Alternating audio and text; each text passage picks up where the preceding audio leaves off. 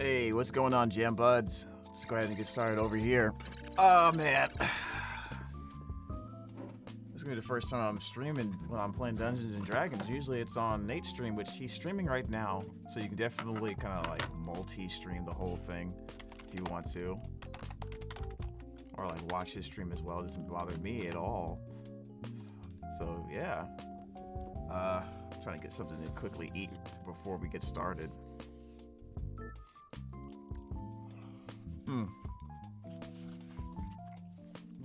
What I didn't do, however, was grab a snack.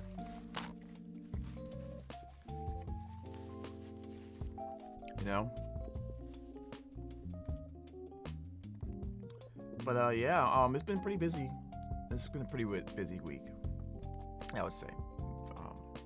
A lot of things going on, so a lot of that I can't talk about. We're trying to, get through it. So, hoping that me playing, hanging out with my friends, helps take some of the stress off of it. But I've known these guys for like a long time, a long time. If I were watching Nate's dumbass right now, what's he saying? Who here is not following Lauren Landa?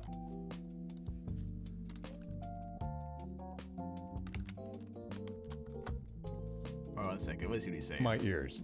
Shut up, Nate. OMG. Shut up. You want it. You want it. Don't be a tsundere. These guys. Who is not following? Just followed her. Good. Just followed her now. Good. Who are we throwing hands with? Yo mama, if you don't follow Lauren Land. All right. We're starting in 2 minutes. We're starting in 2 minutes, so get ready. All right, Nate. I'm listening to him on his stream. He's a funny guy. I'm gonna mess with him. Warning. Wrap up your gossip about it's not just gossip, bro. Before then. All right. I'm about to call you. No, you ain't. I'm about. This guy, man. All right. This guy is crazy. So yeah, we're gonna go ahead and once he jumps into his into the chat and I'll see him there, then I guess I'll jump in as well. So guys, make yourself at home. It's gonna be fun. That's all I gotta say. As a matter of fact, let's go ahead and get this ready to go. For some reason, there we go. Tip the balance. Got that screen up. Got 2 minutes. Let's get started. I actually forgot what's supposed to happen. I actually forgot what we're supposed to be doing. I'm pretty sure we're supposed to be saving Jonah's son. Because he's possessed. Hopefully that goes well. Let me go ahead and open up my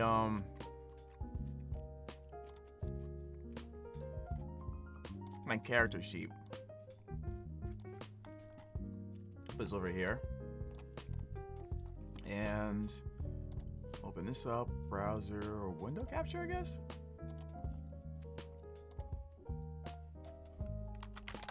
Let's try call it that.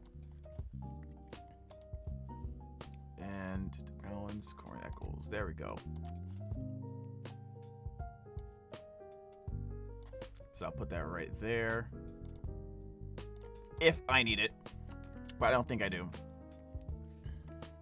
Yeah. I wonder if I should put my camera at the top of the screen. I'm not sure. I'm definitely considering making it a little bit smaller. There we go. And I'll probably put it up here. And there is Nate. All right, so we're gonna go ahead and jump in, guys. All right. Now I can hear. All right. What's up, dudes? What's happening? Hey. nerds? Yo. Hey, Nate. Hey. Hey. Hey. Are we ready to get going? I am ready. Ohio wasabi. All right. So, hello everyone, and after a week off, welcome back to Tip the Balance, the weekly D&D campaign where we talk about exorcisms, rivals, and the premature death of my vocal cords. Yeah, that will make sense later, trust me. As always, I am the DM, Ryan, the one corralling all of these cool cats and kittens. Oh, no meow this week. You take that back. No. Anyway, our weekly warm-up question, as I introduce you guys. If your character starred in a movie, what genre would it be? And we are starting with Riley playing Che the Human Wizard. If Che was the subject of a movie, what genre would it be? Okay, either it's gonna be a historical, like, period piece, just because, like, you know, I watched a lot of Bridgerton when I was making Che, or it could be that with a touch of romantic comedy. Okay. Yeah, I Totally.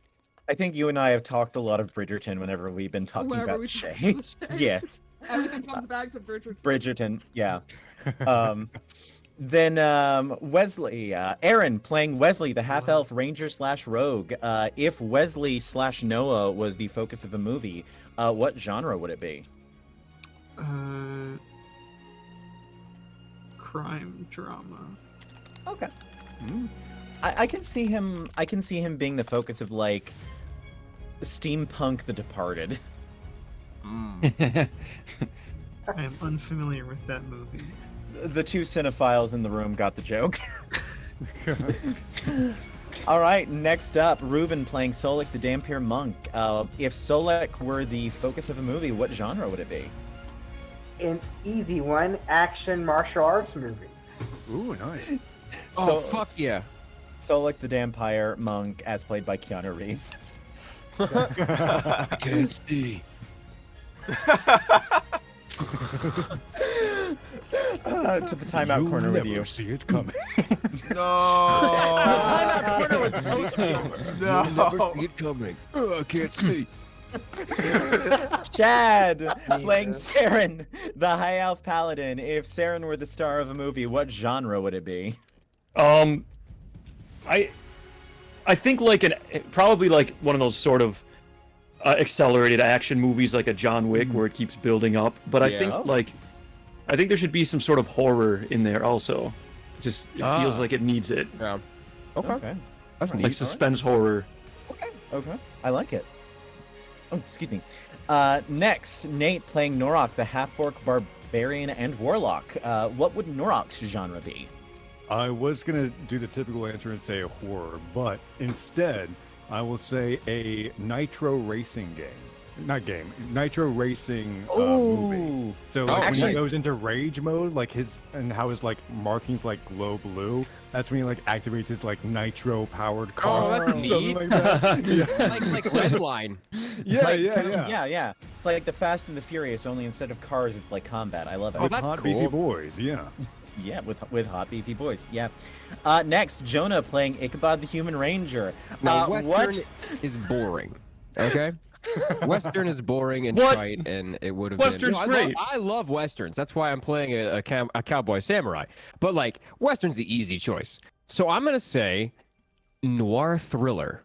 Ooh. Yes, he now has a revolver. He has a katana, but you know what? What if a katana became a woman? And that's like his like he walking, unsheaths she got it? legs and The dame gave me the Saying slip. that It's just something. Ichabod has had inappropriate relations with his katana. This Bonkai is more like it. Yeah, you don't tell him how to live his life, but yeah, a noir thriller. Like yeah. Yeah, like especially given the fact that like the whole thing with this sort of like of the campaign has kind of been him going up against this gentleman. Well, one of them's a gentleman crime family. The other one is based off. The other one is based on Daisy Domergue off from The Hateful Eight, who's a fucking psychopath. But yeah, it would actually, kind of make sense. It works. It does work. Next up, Corey playing Fig, the high elf hipster. I mean, druid. What would Fig's genre be? Right, so you know those like coming of age adventure movies? Uh-huh. I imagine one of those, but like where you hate the protagonist. You're like, why the fuck have you done that? Oh, so Like they basic, just do. so basically, Yeah. Tales of the Abyss. I love Tales of the Abyss. Shut up. Fig would totally be Luke von Frabra. I mean, yeah, but shut up. Yeah, you don't have to say it like that. I mean, I never thought of that, but you're right. I love you, Corey. I'm sorry.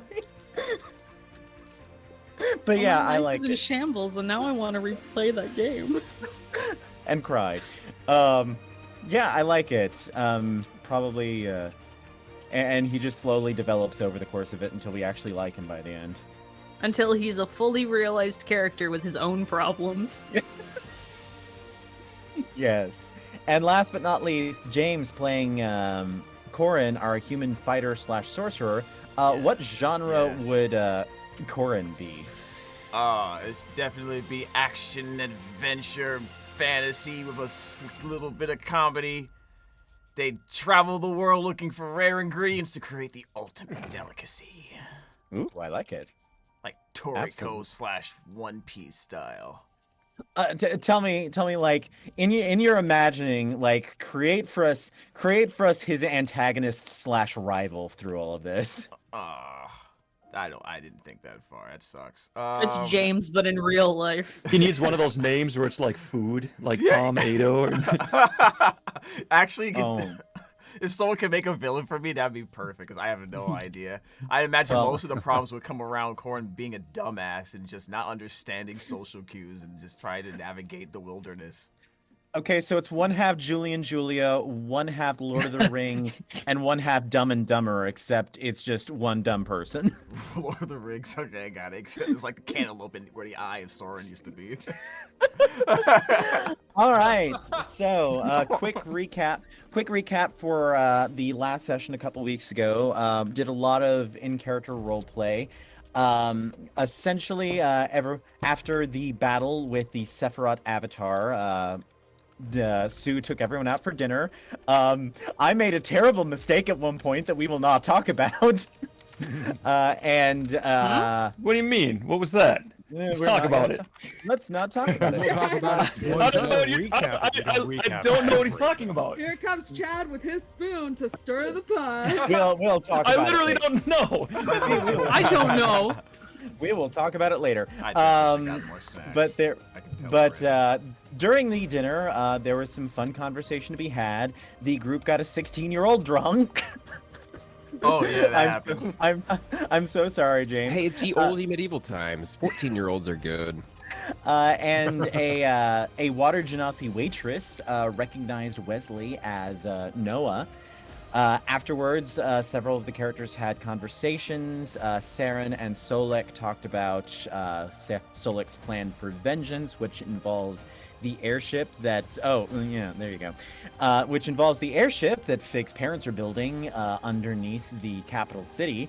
Saren also had a communion with his goddess, Verinia, where he became the new knight of Verinia, who rebranded herself not as the goddess of blood, but as the mother of blood, and also shared with him that Mikolash had already been resurrected as Mikhail, a teenage sword-wielding elf accompanying Auralia on her quest to deliver the message of Verinia to the masses.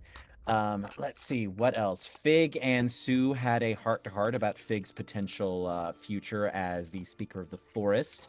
And also, as far as like, Che and Fig just, talked geeky stuff, and Che admitted that he is slowly accruing a just massive harem. And last but not least, in terms of plot things, Wesley attuned to the bracers of Keter and received a vision that suggests that Sophia, as well as two other people, were the creators of the world and may have at one point not been gods. They may have at one point been humans, but no confirmation on that as of yet. And a couple of bits of housekeeping before we get into the session tonight. First of all, I was not in the best state of mind on the Wednesday night we did this session.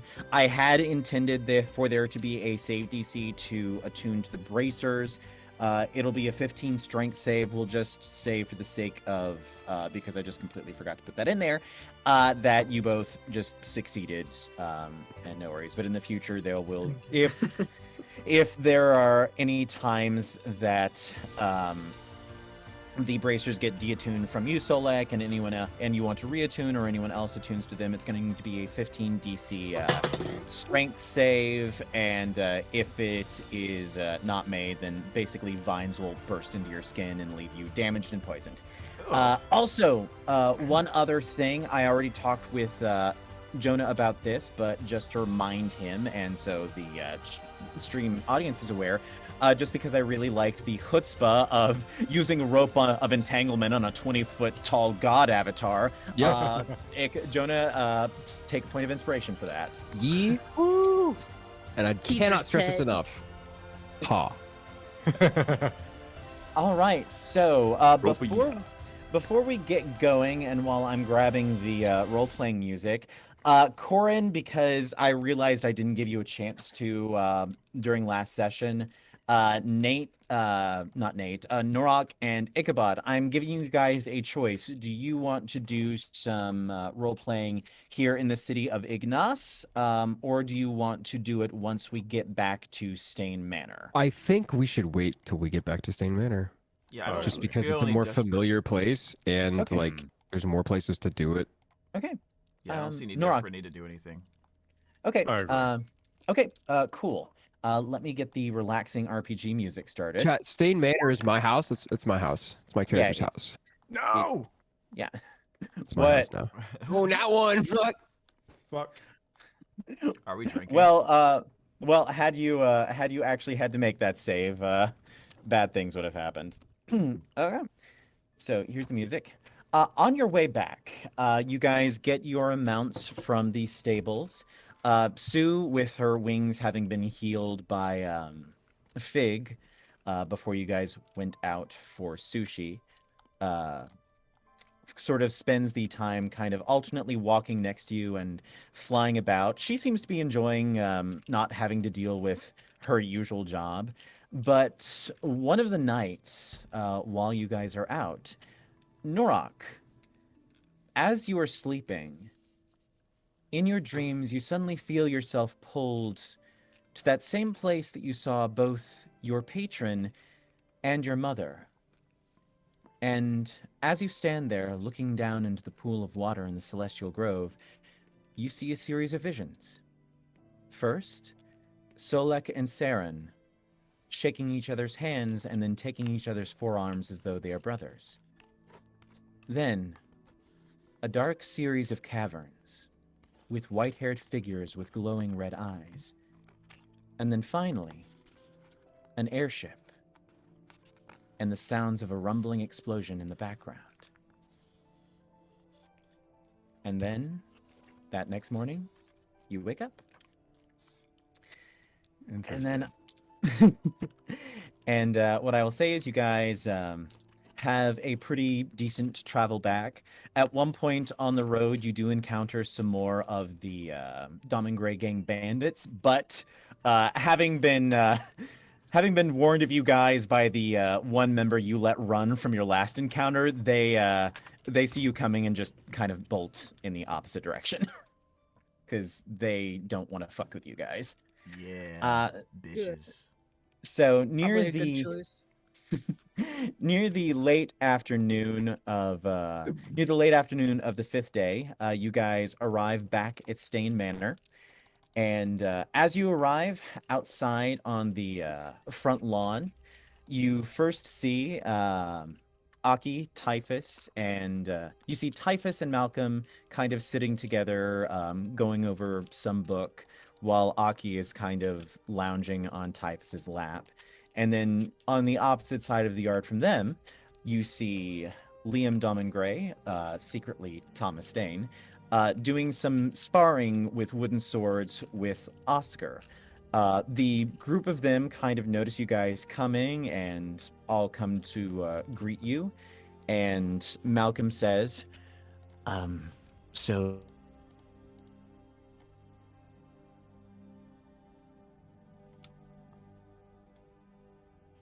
Eh? Did he cut Huh? out for everyone? Oh, thank God it wasn't just me. He says. He said so. Dip. Oh man, is his internet dying or what? He's so happy that we're back. He just phased into the astral plane. Bye, Ryan.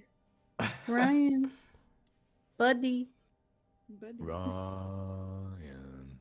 Oh, Ryan. Chad, what is that picture of the two people holding arms? Like, is that like John Henry and Mr. Clean? Like, No, it's from Predator. It's Arnold Schwarzenegger and I forget the other guy's name. And the other guy.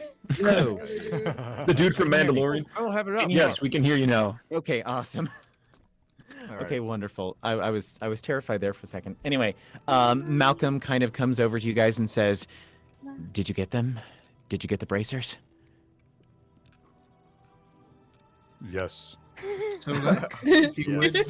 you would be so kind. Yeah. Stoic is like, I think he just holds him up, just like, straight out, like, yes, we have them. So, after you use them for the exorcism, are you gonna take them back? I will consider the best option at the time. And then Thomas comes over and says to you, Ichabod, "Well, I kept people away from the house as best I could. Some of the gang members were a little aggressive about it, especially when I told them that you were the one who was going to help get my dad out of the Feywild, but... Anyone you recognize? Well, I haven't seen my aunt." Oh, that's a surprisingly good sign.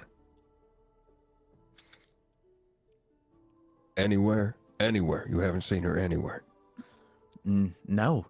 I mean, I've seen plenty of the other gang members, but, like, she's usually around here once every week. I'm kind of surprised I haven't seen her. Well, it's comforting and a little bit scary, but he puts his hand on Thomas's shoulder. You did good. Proud of you. Thanks. Maybe sometime later before dinner, there's some things I need to talk to you about. He takes his hat off. Well, sure, son. And as he says this, you hear a message spell into your mind in Sue's voice, and she says, "I would suggest, before we do anything else, you let him know exactly what we're going to be doing with him tonight. He deserves to know." And you can respond, and only she will hear it. I'll say, I'll tell him in a bit.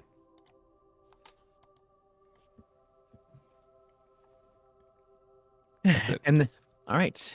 And then finally, Sue says, "Well, before the other thing you brought me here for," and her eyes kind of go to Liam for just a moment, she turns to the rest of you and said, "I believe there was one other thing you needed my magic for."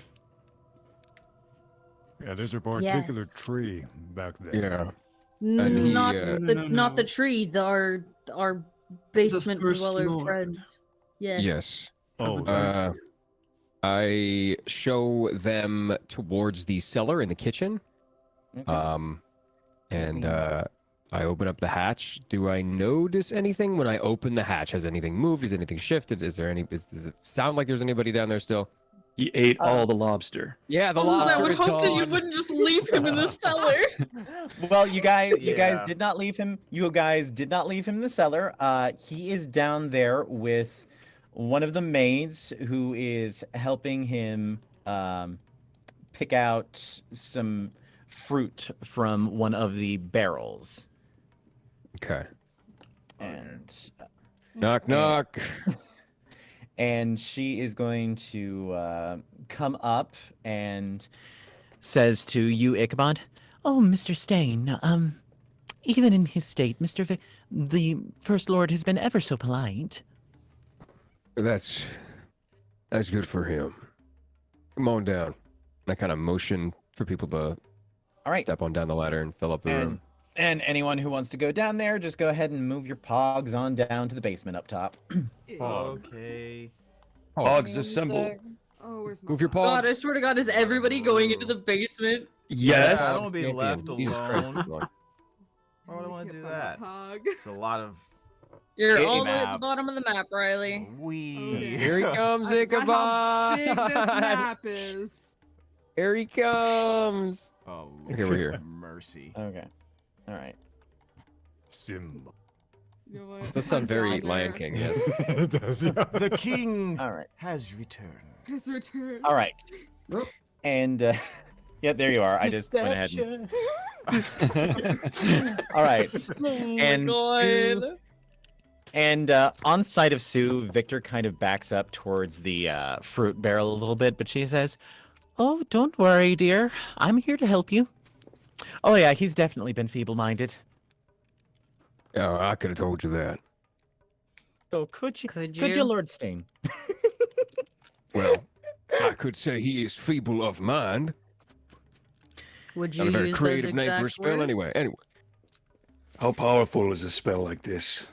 Oh, exceptionally powerful. Under natural circumstances, his mind wouldn't have a chance to fight back against it for, well, at least a month or so since the spell was first placed upon him. how long does it usually last? Well, until his mind properly fights back against it. Otherwise, he stays in this state for, well, ever. I'm curious to think who would have cast it on him. Clearly it wasn't Julian or his sister. Is there a way to tell that? Unfortunately, I can only say what kind of magic it was, not who cast it. But I would say that it would have to be a very, very powerful spellcaster. Someone on or above my level. One name comes to mind. He was at Julian's party after all. Gethsemane. Hmm. Oh, I think he liked my my pigs in a blanket. Yes, that person. Ah, Well, I would be very careful accusing Gethsemane of anything. Even if it were true, and I'm not saying it's not, but you'd be hard-pressed to actually catch him in the lie, and more than that is one of the archons of Azim. Get off my desk, cat. Away with you! Archon of the cat. Begone, beast! He has summoned himself. 2 arms. Outside of just being one of the archons of Azim Academy and the island in general, he is just, in general, a very rich and powerful man. Just, if you want to try and do anything to him, be very, very careful. I was merely pondering the situation at hand. But anyway, shall we get this man cured then? Indeed. Do you need anything? No, I don't, actually. Fig, would you mind stepping up here? Sure. While you guys do Alright. that, I'm gonna keep watch. Make sure everything's on the up and up. I'm gonna go check what's in the fridge. Is there a fridge around Oh here? my God. What's a fridge? You cooked for this man. Of course. I'll guide you there.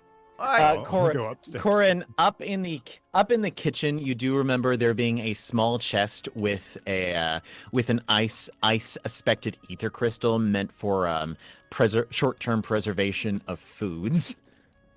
Okay. And basically, I'm gonna be keeping watch, making sure that Okay. the aunt does not arrive. Yeah, absolutely. Fig, Sue kind of takes your hand and places it on Victor's head and says, "Well, I don't think you quite have the power to fix him yourself yet, but as a learning experience, since you've been out of my tutelage for so very, very, very, very, very, you get the idea. Long. It's only been like 3 varies. I think you're exaggerating. Okay. I am going to supply you with my own magic, and you're going to fix this man." Oh, okay. All right. You remember that refresher course I gave you back in the city when you were healing my wing? Yeah. Yes. Yes. Do you? All right. I don't believe you. It feels Now like it's been just- forever. To remind you, if you don't remember, it was all about like looking at the living ether of people and finding like the injuries where there were sort of places where the ether had knotted and turned red. Yes. Fix the people ley lines. Yeah, fix the people ley lines. All right. Can you see where this spell is screwing his ether up? Can I see where this spell is screwing his ether up? Oh yeah, absolutely. Yes. All right. And as she is kind of has her wings around your shoulders, you begin to feel her mana pour into you to power this spell, and it's warm and comforting, kind of like a summer's afternoon as the fall leaves crinkle about you. And she says, "All right, now repeat after me." And I have not made up an incantations, so she speaks words of power and then just waits to listen to you say them as well. I will. Words of repeat them. power. Repeat after. Words of power. Yeah. Magic, magic, magic. Trees. All right, and as you reach the end of the incantation, Fig, if you would make me an Arcana check. Oh, please don't screw me. Roll 20. What do I add?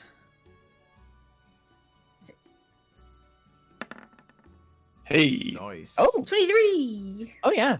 The power flows from her into you, and as you complete the incantation, piggybacking off of Sue's energy, you cast Greater Restoration on Victor. Hell yeah.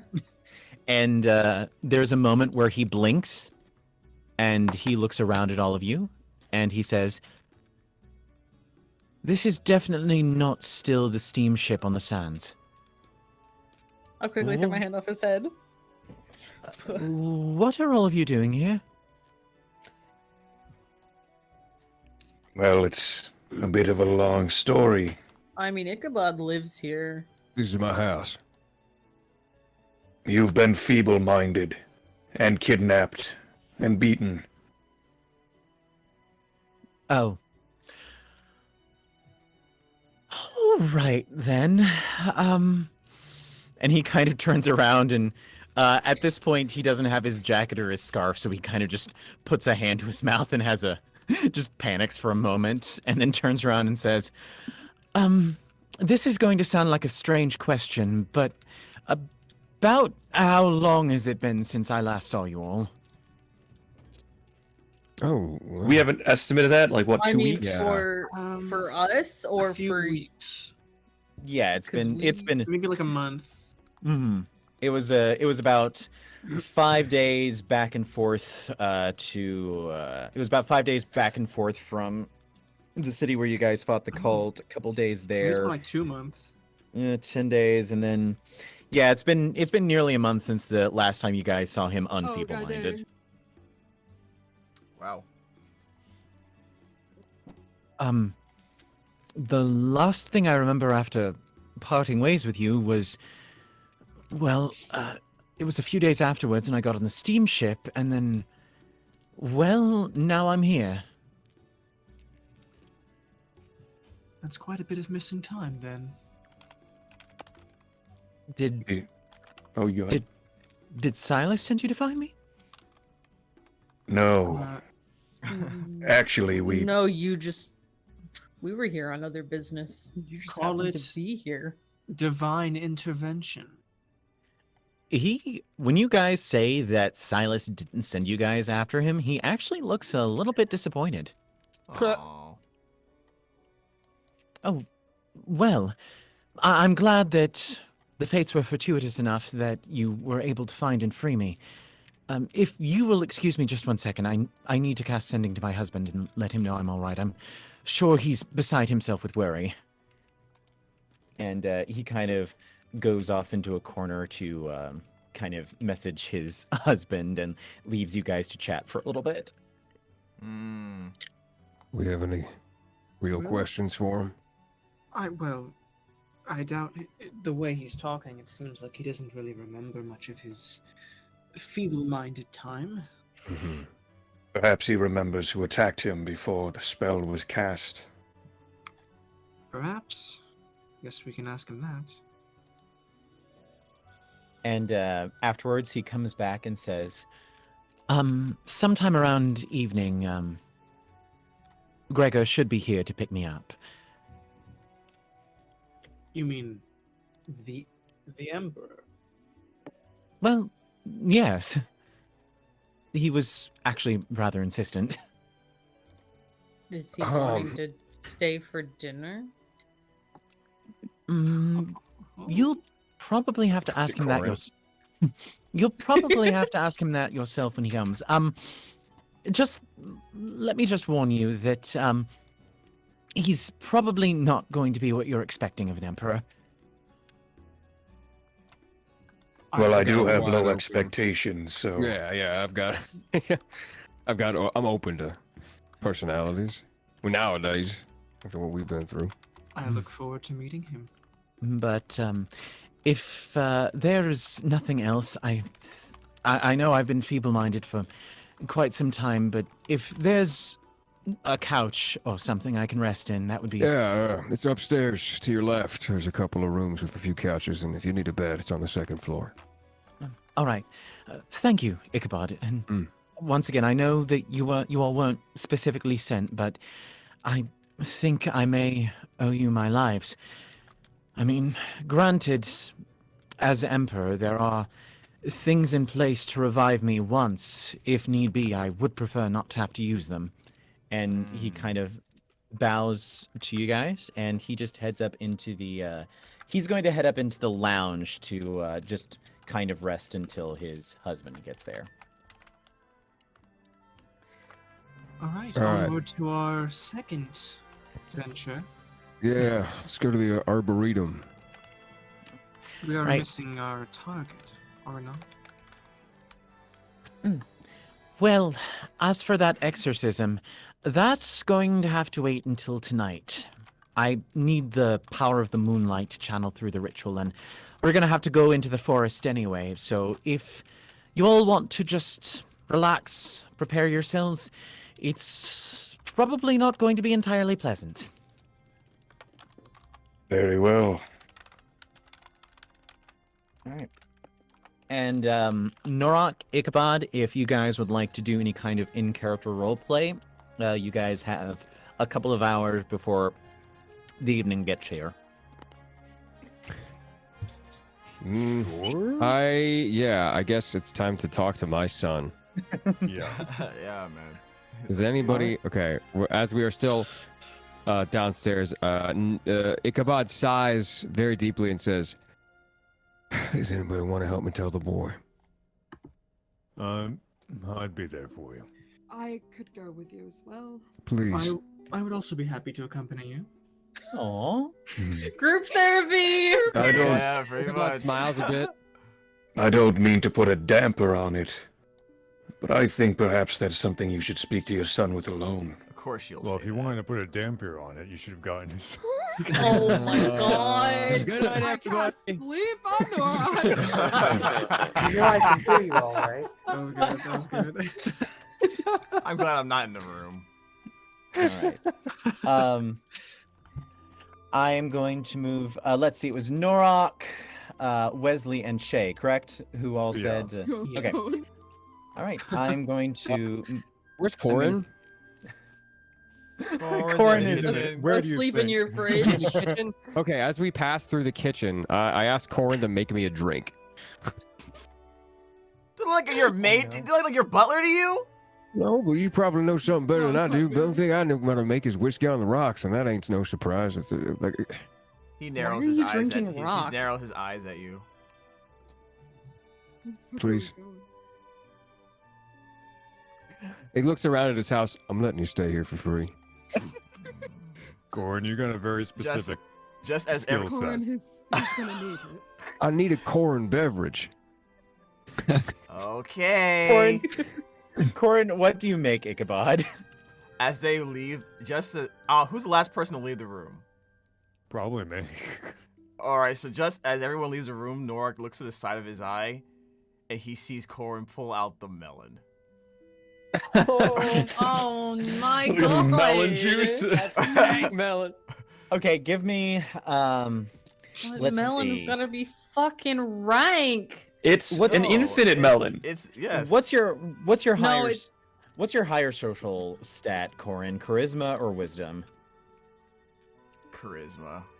It's not my. Just give me a straight charisma roll. Okay, so 20 and 2, right? All right. 20 and Just a- 2, right? Yeah, just to see how well this melon cocktail goes. All right. Oh, Whoa. Wow. Nice. okay. Need a little melon margarita. Okay. Okay. Melon juice. Corin, melon juice. What kind of alcohol do you put in it? He didn't say alcoholic drink. It's just a sweet fruit juice. Okay. With ice. Yeah. 'cause he has ice. It's cold. true. Okay, so what you are able to do with your sword, you are actually able you know to. what, can I do some? Yeah. I don't. Nah, Yeah. I'm No, not gonna go waste it. I'm not around. gonna waste it. I'm not gonna waste it. Go ahead. I was Okay. gonna mix it with the fork so that he drinks it. He gets he gets rejuvenated, but. All right, if you don't want to. All right. No, I'm So not gonna with do your that. sword, you're actually able to crush the ice up into such fine particles that you actually make like icy melon. Yo, kind of a melon frosty. icy. Melon ice. Yeah, let's you- go. Ooh. It's good. Yeah. I want an icy. A And, melon frost. Make drinks kind for of- everyone. hands that off to you, and then you guys find Thomas in the arboretum, and he kind of looks over to you, Ichabod, and he's holding his arm a little nervously as he kind of looks to see you coming in, and says, "Oh, hi." How you doing, Thomas? You remember what you said before you left about searching my memories? Yeah. Well, I've had a lot of time to think since then, and it's like I remember being a teenager on the streets of Ignace, running with a gang before Julian adopted me, but like if I was with a gang, wouldn't I remember some friends? Wouldn't I remember names? I feel like all of the people in those memories are just blank faces. I look at my friends and I look back at my son and I say, "That's the thing, Thomas. All those memories that you think you have, they have been, somebody put them there." There's a lot of missing pieces for you in your memory, right? Yeah, and also this. And he pulls out a small picture frame, and he doesn't show it to you yet. He just says, when Dad took over, he said you were a bad man, and he tried to get rid of as much stuff that, showed the place was yours as he could, but I found this the other day. And he hands you a small painting. In it, you see Dahlia, her full head of blonde hair, that wicked, sardonic smile that you always loved. You see a young girl. Describe to me what your daughter looks like. She is kind of scrappy, very tomboy-y. Short hair, cropped at like maybe her chin. Very, very Scout Finch. Yes, very Scout Finch, yes. Right, you see her, and you see yourself as you were back then, and you see a young boy with your wife's eyes and your face, with wild, dark hair, and Liam takes a look at that, and he looks at you and says, "That boy in this painting with you, he looks real familiar." Ichabod is silent for 5 or 6 seconds, and he looks at his son, and tears start to well in his eyes, and he says, "'Cause that boy's you, Thomas."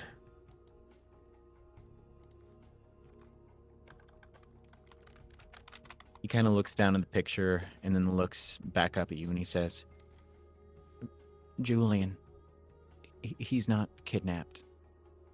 He's dead, isn't he?" He looks at the sword he gave him. "He's very dead, son. And I'm sorry that I had to do it." And this Puck good fella, what does he have to do with me? He's implanted memories in your head and removed some of the best ones. Your daddy made a mistake. He gets on one of his knees. I made a mistake. And now I'm paying for it. And God, so are you. And he kind of comes over and he doesn't touch you or put a hand on you. He just kind of looks down at you and said, "I'm trusting you on this, Mr. Stain. Because Shay trusts you. And because nothing you've done so far has told me that you're anywhere near as bad as Julian says. But if all of this turns out to be a trick that you're playing on me..." "Oh no, son, no. "I will kill you." Kind of steps back a little bit. "I swear to you, this is not a trick. This isn't a ruse, and the only thing that would even think of doing that is our friend Puck." "So, what are we gonna do to get him out of my head?" Well, that's the tough part. We have to pull him out. I look over at Ichabod and kind of look inquisitively if it's okay if I can add to what you're saying. And he tries. Ichabod kind of like stammers over a few words. There's spirits, and he puts his head down and then just kind of puts Norok in his position as he kind of like takes Norok's place. "Please, Yeah. I can't." Kid, you, like we said, you're missing a lot of puzzle pieces to your memory. You have lots of memories that aren't yours and are missing some of yours that you used to have. We're gonna remove the blockage that's holding you back from your memories. And that's gonna be tough on you. But by the end of it, you'll be able to find out which memories you want to keep, which story you choose to accept. You'll have both of these. We'll probably have both of these memories up till this point, but you'll have to piece that together yourself. We're gonna help give you. you the pieces. You have to put it together yourself. We're gonna help you. I'll help you. Oh. We gotta take that thing out of you. And Ichabod walks up to the tree and kind of like puts his hand on it and strokes the bark. The cherry blossom or the small tree? The smaller tree. It looks like he's going towards the cherry blossom, but he walks up to the smaller tree instead. Okay. And we're gonna be together again. He tilts his head inquisitively at this, but he doesn't question it. And then he says, "Okay. But you're first." Like I said, I'm trusting you on this. And that's all I can ask you to do. Okay. And he goes a little red in the face at this point and says, "Would you mind giving me a little time alone with Che?" He gives a dad look to Shay. A dad look. Shay's avoiding the dad look. Yes, son, of course. Come on, boys, let's go. Shay whispers, "I'm sorry" to Ichabod as he's Guys are so silly, man. He pulled the CW. Can you give me the room? Can you give us the room, please?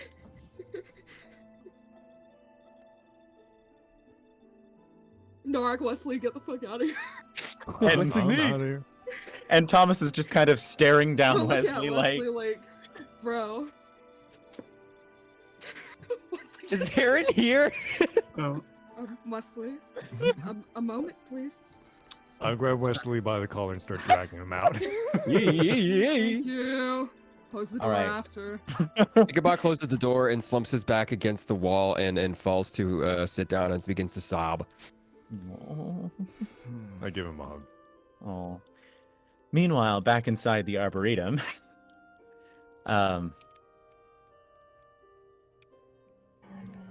Liam, as he still is at this moment, walks over to Shay and says, I really hope whatever happens that it doesn't erase what's between us. Shay, at this point, has been trying to hold back crying, but is already crying. And he pulls out the bolo tie that he bought, and he's like, I when we were in the city, I bought this for you.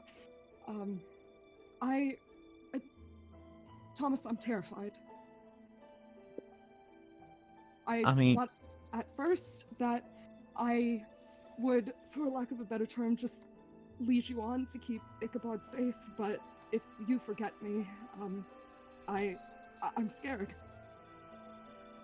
You were You mean you didn't actually like me? He Well, seems kind of hurt by this. yeah, well, it was before, but I do actually like you now.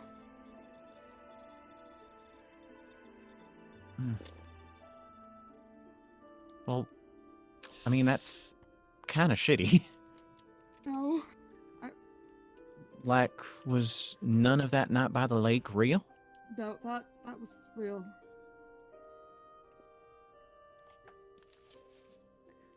Well, I mean,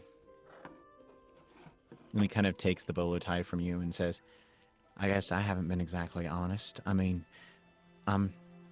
if Ichabod's to be believed, I'm not even really Liam Domingray. I'm Thomas Stain. Your fault?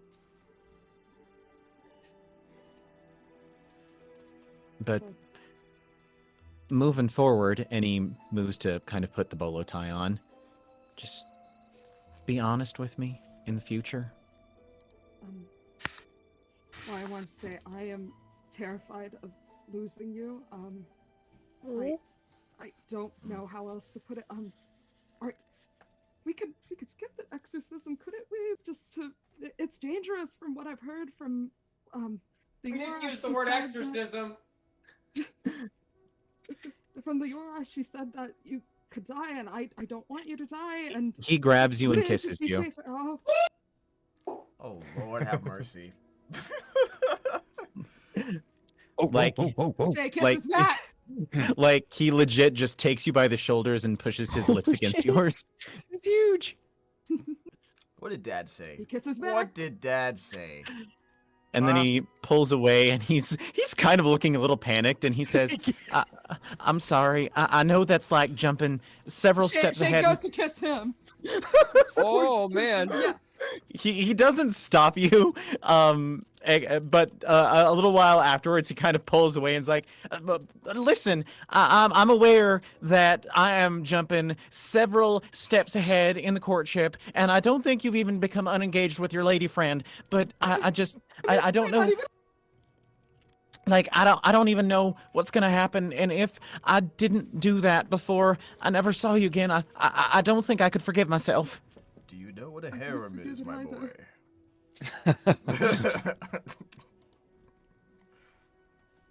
But it'll be all right. I'm sure of it. I think it will be too. And then Damn after... it, if it isn't, I will find a way. Well, I've heard stories about people going on rampages against Archfey before. Especially when they've kidnapped Recently, their it once my dad, so... Family issues. Okay, we don't have enough time to unpack that right We now. really don't. But if things, for lack of a better term, go to shit, I will find a way to get you back. all right. And wherever I end up, I'll wait for you, Che. You're right. Yeah. And he kind of hugs you and then says, can we not can we maybe not tell my maybe dad that My maybe that- dad? He is your father, by the way. well listen, can we not maybe tell him until later that that just happened? Because I'm halfway scared that like if he knows that he might kill either you or me or both of us. So let's I'm just still trying to figure out a way to break this to him. let's just go out there and just We had a good talk. Yeah, we had a good talk. Good talk, Jake. And he kind of smacks you a little too hard on the shoulder. I take And- 1 damage from that. No, you don't. You take no damage. You take no damage. One psychological psychic damage. Yeah. Psychological damage. All right, and you guys walk out, and unless you just blurt it out, Shay, Ichabod is no wiser to the fact that you just made out with his son. Shay is like visibly Shay, are you okay? crying. He's nursing Shay, his you have a melon. fever? I'm fine. You both look like you.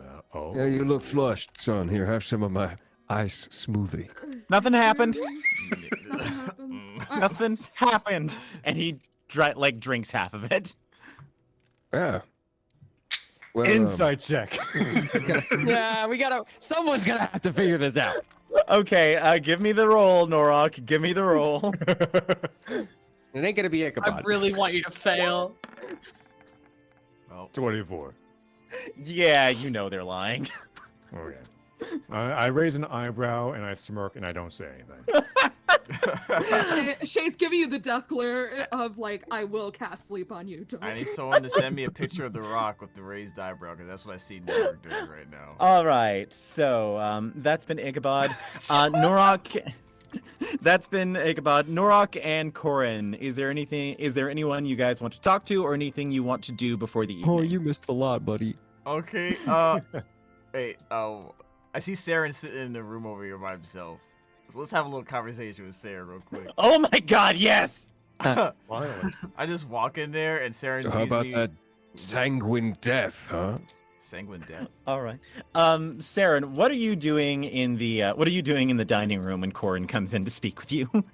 He is running a finger across the like the shelf to see how much dust is there. Wow. There doesn't seem to be any. It looks like the maids and butlers have been keeping things pretty clean around here.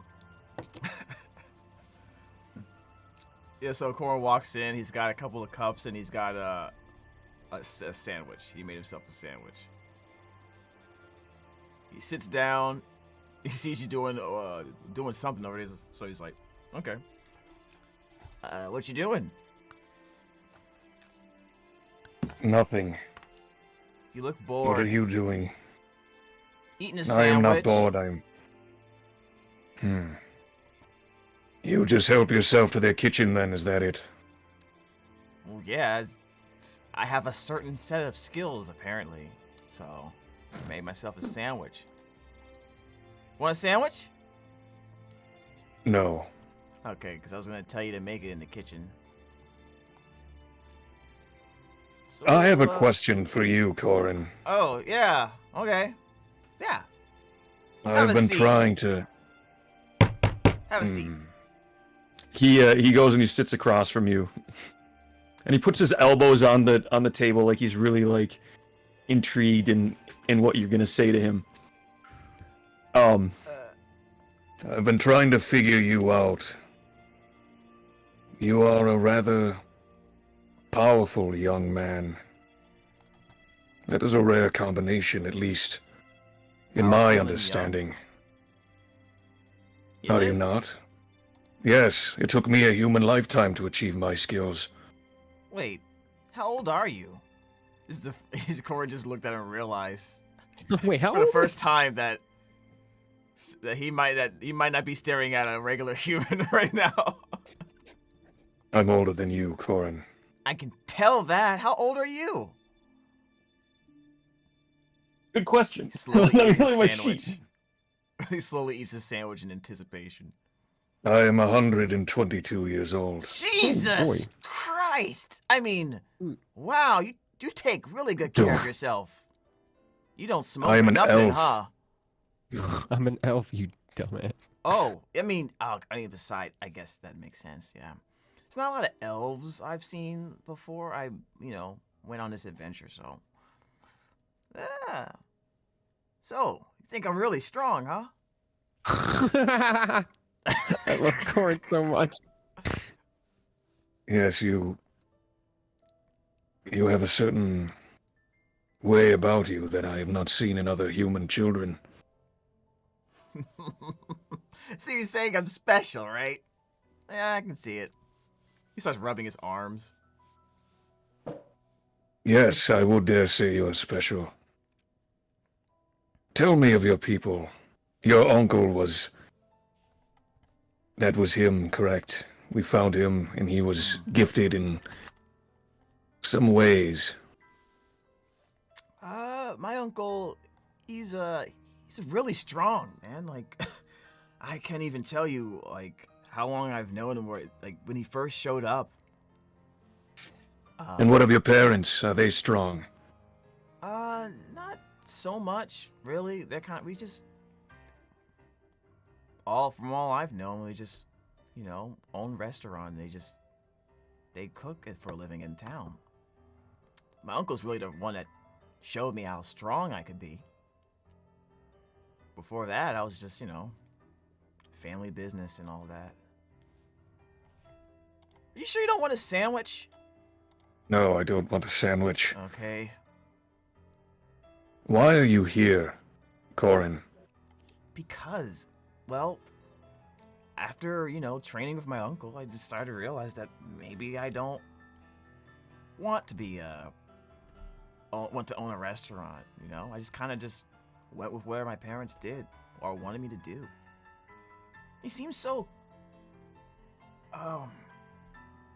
they seem so weird about it too, like, it was such a big deal. But look at They all the probably adventure- care about you. Yeah. They just want me to own the restaurant. You said yourself, I'm a special kid. I don't never think you- said you were special. I What? said you were powerful, but Okay, semantics. So that's all? That you were just wondering why I was so strong? yes, Yeah, well, among obviously- other things. Like what? Well, as I said, why are you here? Because I wanted to You see would what I could risk your life. You would kill people because you don't want to work in a restaurant. That's not why. First of all, I only fight in self-defense. Number two, like I said, I want to be more like my uncle. He was able to go all over the world and show off his strength. Be a warrior, adventurer. That's what I want to do. Not cooped up in a restaurant serving drunkards, appetizers. Not that I hate learning all that stuff about, cooking food and everything. I see. And you are committed to this path. As long as I can. Who knows? Maybe something will change later. Then I would encourage you to stay with it, Corin. Rare is the person who knows what they truly want. All I know is that I want to live how I want, where I want, and when I want. Indeed. Yeah. He pushes over the cup to Saren. So, I had a sip of this. You gotta try this. He looks at the cup and then back at you, but then he picks it up and he takes a drink. What is it? It's melon juice. Yeah. I should have known. I didn't realize I can do that. It was really good. Well, first I didn't know it was gonna be good because I just gave it to Ichabod so he'd leave me alone. But then I tried it and it was really good, and I put ice in it. Now it's like you're eating snow, but it's like melon snow. But then it I'll melted a little take bit, your so now word it's just for juice. it. Yeah. I didn't know if you'd like it or not because it wasn't like beet red or some shit, but first I thought you were a vampire, but I think the other one is more like that, but It is good, Corin. Oh, okay. Yeah, of course it's good. Of course. Absolutely. I was thinking, right, if I take the fork and I mix it in a drink, would that be like a potion? Like a melon-flavored potion? I don't know. I don't know either. It's so weird. I'm not much of a magic guy. I just like to blow shit up. Yet you do have power of magic, yes? Yeah. You don't know how to use it? You don't know where it comes from? Well, a little bit. I mean, it's not like I'm not aware of it. Just, I've always been the guy that likes to get up close and punch people in the face. Yes, I can tell. Yeah.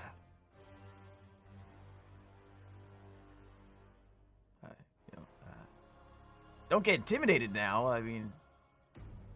I am not intimidated by you. Oh, okay. Well, just checking. Are you sure you're all right? Yes, dark there's and just much broody. on my mind. Oh, well. Go ahead.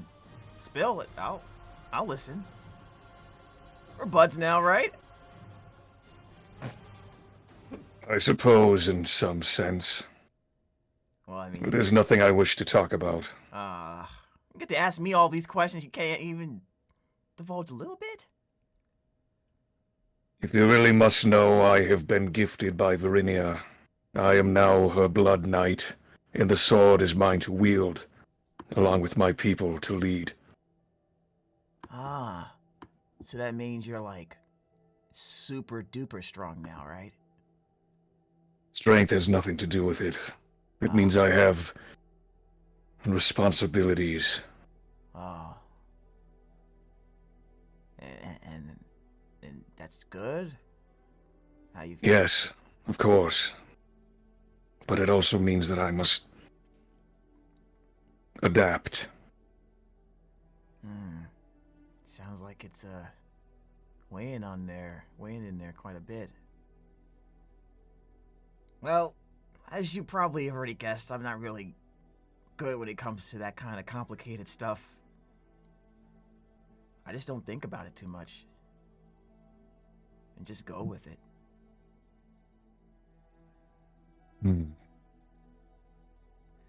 Usually the simplest answer is the easy one. Like this sandwich.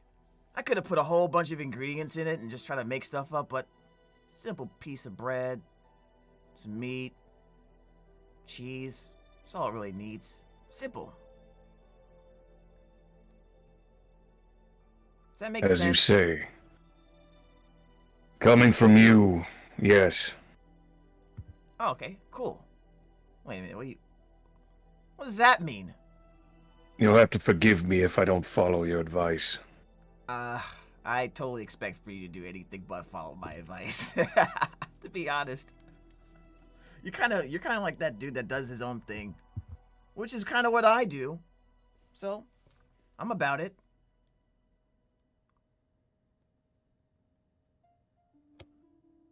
Is there anything else you wanted, Corin? scale of 1 to 10. What? The drink, scale of 1 to 10. What does that mean? How good is the drink? 1 being it's garbage, and 10 is like the best thing you've ever had in your entire life. I don't know, like a 9. Oh, okay. I'll take it. All right. And after that shockingly philosophical conversation, you guys continue to chat a little bit. Norok, is there anything you want to do before the evening? There is. I want to find Solek. Oh. All right, Solek, where are you sort of spending the couple of hours before the evening when the Emperor arrives? He's probably outside, either meditating or just relaxing after a fairly crazy few days. Okay. Let's go ahead and put you right here. Sure. Norik will start walking, trying to look for him and see him, and seeing that he's kind of meditating, he tries to be silent and walk towards him, and then he goes, "You probably already know I'm here. Solek, I'm not bothering you too much, am I?" Of course not. I was. How can I be of help? I was wondering if I could talk to you a bit, if it's not too much trouble. Of course.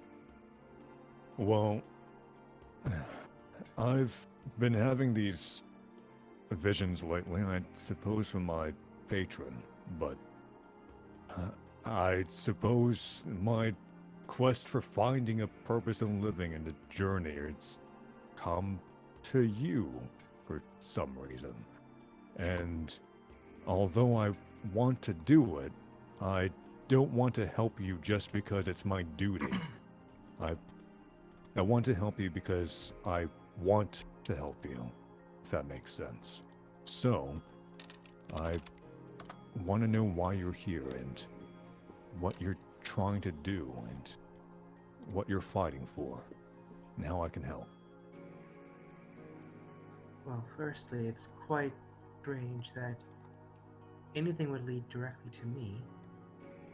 But I should say that I'm here for the same reason that everyone else is here. There are things that we want out of the world, things we need to correct, scales to balance. And when we find ourselves in a position to curry favor, to improve one's skills, and he gestures to the bracers on each arm, gives us a great opportunity to fulfill those goals. I get that, Solek. I do. But that's not what I'm talking about. There has to be more than... Even I can tell that everyone came here for a reason other than saving the world in some grandiose gesture of love and hospitality. Everyone came here for a reason, and there has... What even got you here in the first place? I know that you have a betrothed or something like that, but that's all I know. Of all the people in our group, I feel like you and maybe Fig are the only people I don't really know. What? So... And I often prefer to keep it that way. There is a lot that opening oneself can do to be disastrous, be injurious. Now, you asked what brought me here in the first place. That was, of course, Dryden's initial promise that he'd be able to help me with a situation that I'm having.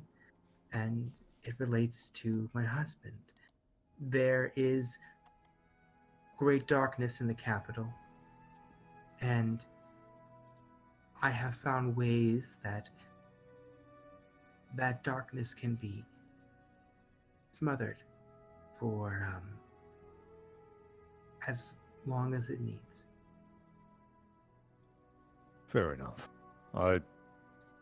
You know I'm not one to try to intrude, and I understand that you understandably have walls up. So if I ever poke too hard at those walls, please knock me on my ass. I hope you do that for me. But that aside, how about we try to get to know each other a little bit? And I don't mean that in a weird way, of course. Tell me about where you came from. You don't have to say where exactly, but what was it like? And if you don't mind me asking, have you always been blind in this way, or did you grow up this way, or did you lose it? Or I guess that's an insensitive question. I'm sorry. It's all right, Norak. We've known each other long enough where you can ask as many insensitive questions as you'd like. Oh my god. Well, I'm not very charismatic, so. It's all right. Yes, I was always like this, and I don't know anything differently than it.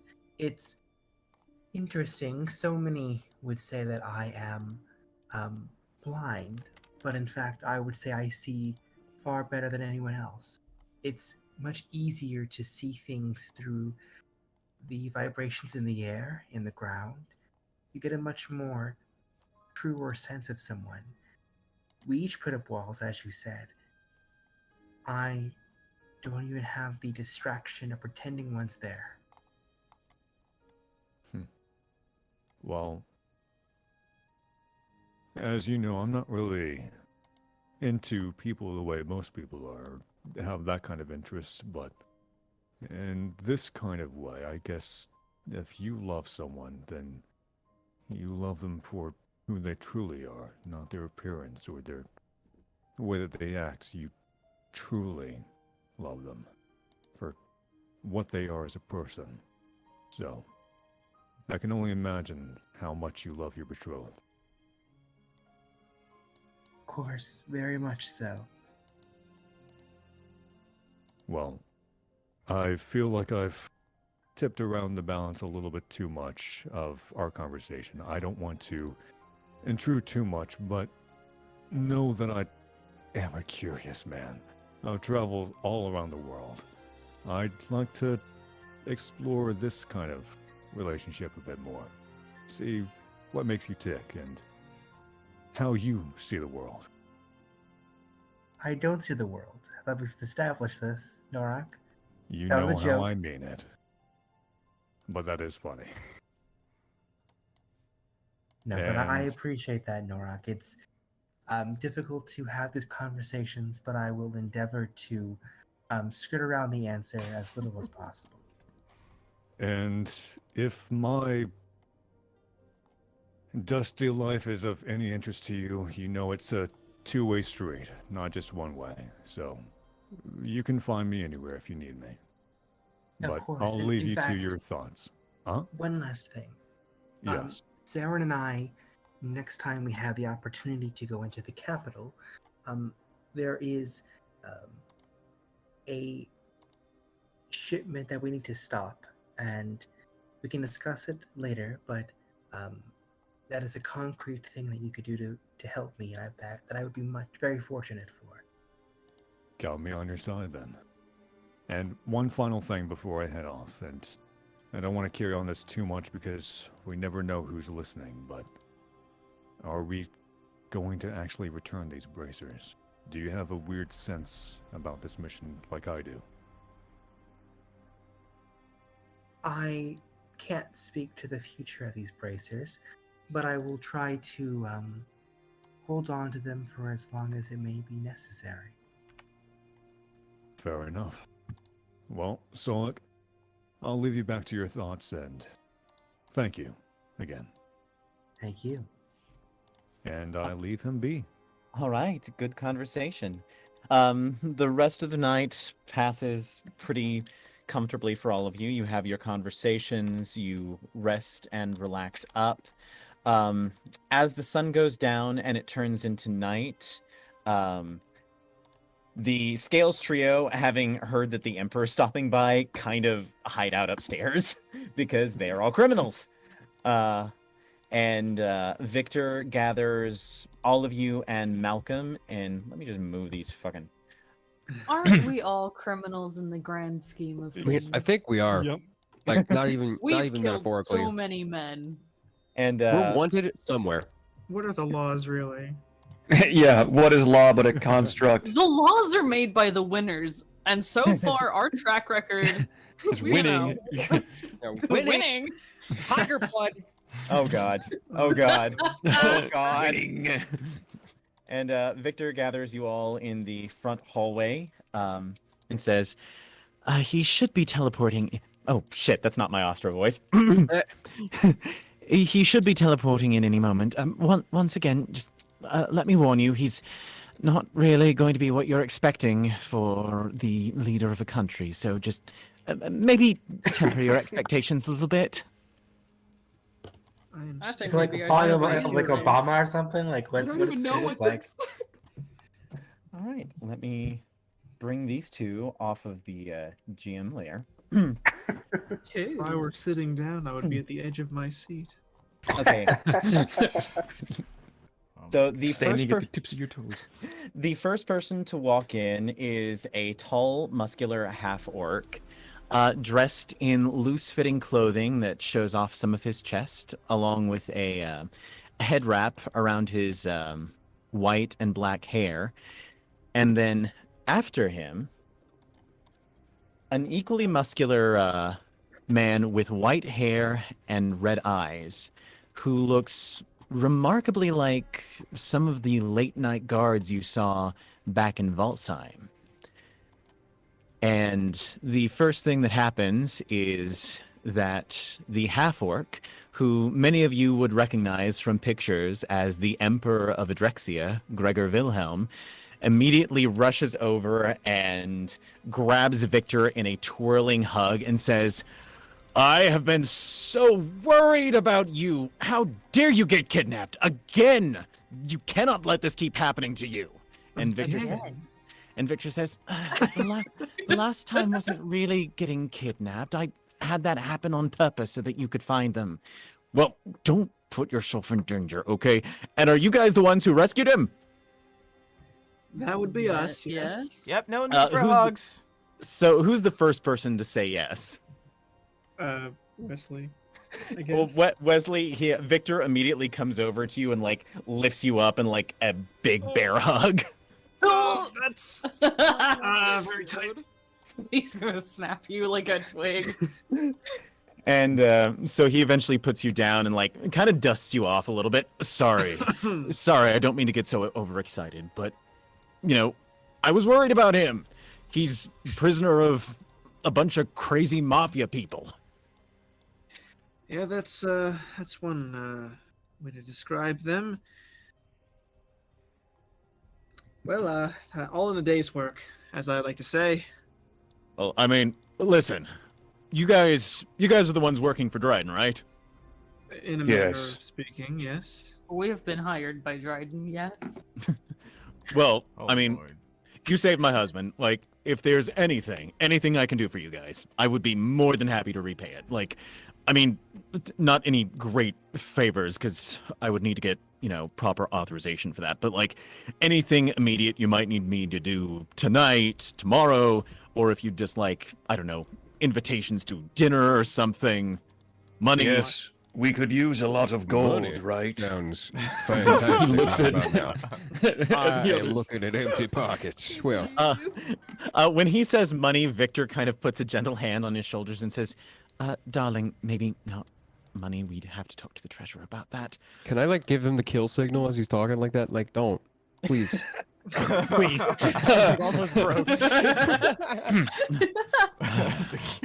Oh, come on. We can manage to give them just a little bit of money, like maybe from our personal allowances. And Victor kind of rolls his eyes and just says, all right. And Gregor reaches into his pockets and gives you guys a bag full of 500 gold pieces. Fuck yeah! Yeah. Holy Fuck shit. yeah. Let's Corn divide has it up. 500 gold. Yeah, let's divide that right Oh. now. Oh wait. Thank God. Well, of course, I like to That's believe such- I do this for altruistic reasons, but I will not turn down this money. Oh, I'm just come saying on. that And my coin purse and- has a few spiders in there, so I would like a little bit of coin. and Wesley, when you say that, he kind of slaps his hand on the back of your shoulder hard and says, "Oh, come on. I used to be an adventurer. I know this isn't all altruism." We each get 62 gold and 50 silver. Or 5 silver. Shit. Or 5 silver, rather. Shay asked Thomas if he would like some. Thomas is just kind of starstruck right now and unable to talk. Okay, I'll save you. Oh, thank God. 10 gold. I'm almost 100 gold. It's about this point that the white-haired man comes over and he says, "Sir, do we really want to linger here for too long?" And as he does this, Solek, while you cannot see his eyes meet with yours, you feel his attention drawn to you. And as Gregor says, "Oh, we can stay for a while. You guys have any plans tonight?" Sort of, but we would love to have you for dinner. If, of course, it's in your schedule. "Oh, you guys saved my husband. Anything's in my schedule." We're gonna do All some right. wacky magic shit if you want to hang out. And it's about this time that Sue descends from the stairs like a regal queen and Jesus Christ. Oh my says, God. "Oh my God, Gregor, you bastard! What you doing here?" Oh Jesus. Oh, here And she yes, is. they do bear hug each other. They And hug each Oh my other. goodness, they Yeah, do. She lifts him up and he Bird lifts her hug. up. Yeah. they Begin levitating. Does she like actually wild shape Simultaneous. into a bear to bear You hug? know what? Yes, she does. Fuck yeah. Fuck yeah. Wild no. shapes into a bear and they bear hug it out with one of them actually being a bear. Jesus Christ. Bear have And wings. No, it's not a bear with wings. And she kind of explains what you guys are getting up to tonight and kind of turns to the rest of you and says, "Right now might be the best time to do what we're planning to do. The magic in the air is going to be at its strongest right as the moon first rises." Where are we going to do it? "Oh, out in the forest behind the house." All right. And Ichabod looks at his son, kind of looks at everybody else. We should probably mosey. All right. Well, Anything Are we have to do you- to prepare? is Anything- the First Lord and the Emperor going to join us? "Well, I don't think we will, but is this place still under threat from the Dummengray gang?" No. It's safe. "Well, just in case, I think me, Victor, and Visago might be able to stay here and just keep the place safe for you guys while you're away." Oh, I much appreciate that. It's been in sort of a state of disrepair.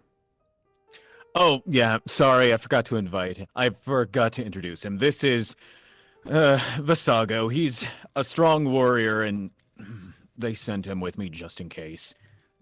And the white-haired, muscular young man standing next to him kind of gives a very unenthusiastic wave. Well, a pleasure to meet you, Visago. Likewise. Believe me, I'm not overly fond of being here either, but it was requested that, just in case, I accompany my emperor. Before you all head out, you, over there, the blind monk. Can't you say Yeah. that? He has a name. And it's not Yes. Blind Monk, just so you know. And how do you know he's blind? You can't just assume. Maybe he Well- just has stunning white cataract-filled eyes. Maybe he's got like. Corn's just listening to all of this, and he's like, "What the fuck are you Sniff guys them talking out. about?"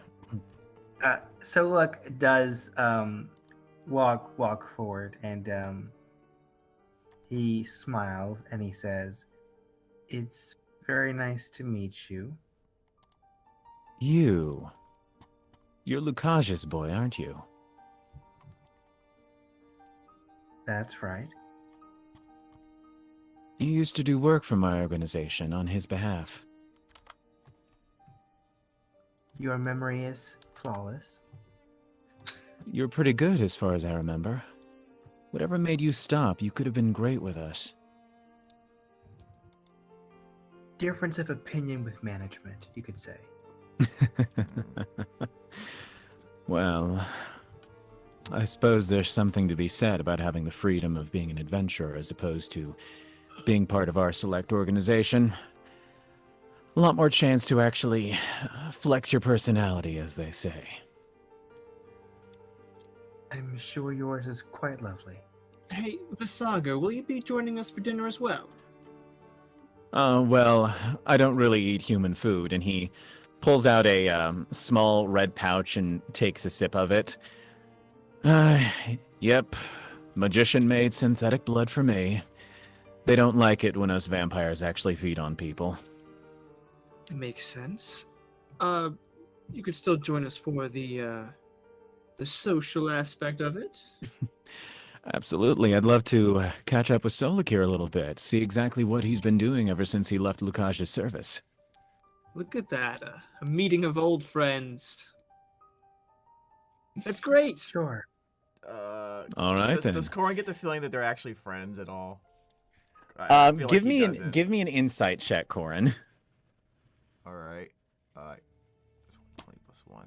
Can we sense the bloodlust in the room? Okay. What I will say about Visago is that Visago is, as far as you can tell, being genuinely friendly to Solek. I will not speak to how Solek feels. He can, if he wishes to divulge. Is this an insight check also on Solek? Corin, is this insight check on both Solek or Visago, or just Visago? Oh, it was both of them. Like he was trying to gauge the relationship between the two of them because he was feeling Can uneasy. I insight check Solek? He was feeling That's uneasy about all insight check Solek. He was feeling uneasy about the interaction between both of them. That's why I asked. Yes, but with that 19, as far as you can tell, Visago is being completely genuine in his friendship. Ruben, how's Solek feeling towards this guy? Solek is having a very tough time, but admirably holding back an insane amount of vitriol. He is very uncomfortable, and is not. He's typically very calm and stoic. It is barely holding back given the situation. Okay, all right. I definitely felt that shit. I felt something. So did you. I felt that Leslie. shit. You got the same information that Corin did, but at this point, Sue kind of takes a look between you and Visago, Solek, and just kind of turns around and says, "All right, I think we should get out of here." And, All right, let's go. To the and she forest. leads you out. We could take him out with us, like.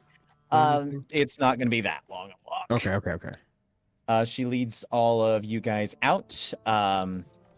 Victor and Gregor kind of take positions at the front of the house. Victor pulling out a silver rapier that seems to have sparkles of light dancing around the blade, while Gregor activates his rights on both of the weapons, both the Rite of the Dawn and whatever the necrotic one is. And the Blood Hunter. And the last you see of them is that as you guys walk to the forest, you reach the very edge, and as you do, Sue kind of looks back and forth between the forest, the sides of it, and then flaps her wings and says, "Oi, trees! I need a path to an altar right now!" And a few moments pass, and the trees begin to bend and shape into a tunnel through the forest for her. She does speak with the trees. She does speak to the trees. Hell If yeah. I became a druid, could I do that? Oh, absolutely not. That's Speaker of the Forest specific talents there. So could Fig do that? So Fig will be able to do that in his future. Well, if he wants to take the position, I can definitely teach him how to lay down the laws on these horny bastards who keep me up all night during the spring. And at this point, the trees actually kind of lean away from her a little bit. That was weird. just- Are you talking about the trees having sex or something? Well, they do have that morning walk. I can't believe I just blocked Nate. I'm blocking Norok in real life right now. Come on, Nate. Roll a new Come character. on, bro. Norok, Sue walks over to you, gets up in your face, and just very quietly says, "Do you want me to cast Blight on you at 8th level? Because I will do it." No. All right. No more of that. And then she turns and she leads you guys through the forest.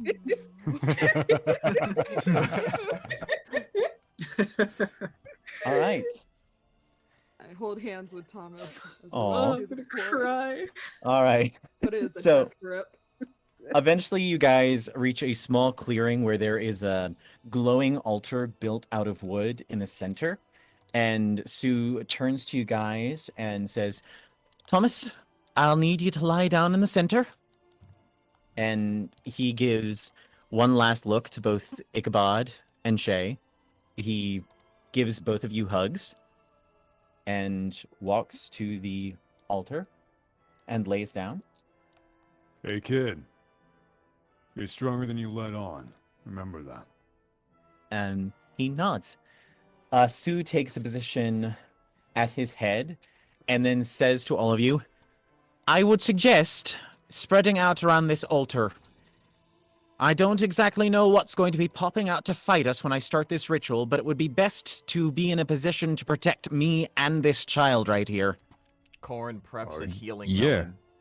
Do you require aid in the ritual process? Well, do you really think that Puck Goodfellow, him of the wily mind, is just going to let me pull him out of his mind? Do you really think that? I meant in casting the spells. I could invoke my goddess if need be. You know what? That may work. And it is at this point, because this is going to be a mildly gimmicky fight, that I'm going to explain, a la Beam Saber, the rules of engagement. Hey! So, for this fight, at the beginning of each turn, Sue is going to make an Arcana check. As long as she meets the DC, the exorcism clock up here is going to fill with a tick. And at the same time, regardless of whether or not it is successful, the Thomas's health clock is going to lose a tick. If that gets to 0, he will die, and you will have one turn. Shit. And you will have one turn to revive him before the exorcism clock is reset. Okay. Now, each turn, and Saren, because you brought that up, I am including you in this as well. Ichabod, if you would like to, you may use your action to help the exorcism clock along. You may, whatever you decide to roleplay that is, I will give you a roll to make based off of that. Okay. Shay, you may do the same. Ichabod, because you're his father, you'll be rolling an advantage. Shay, because you're just kind of his love interest, you'll be rolling straight. Saren, for you. Gay. They're rolling gay. Brian, I am surprised you missed that one.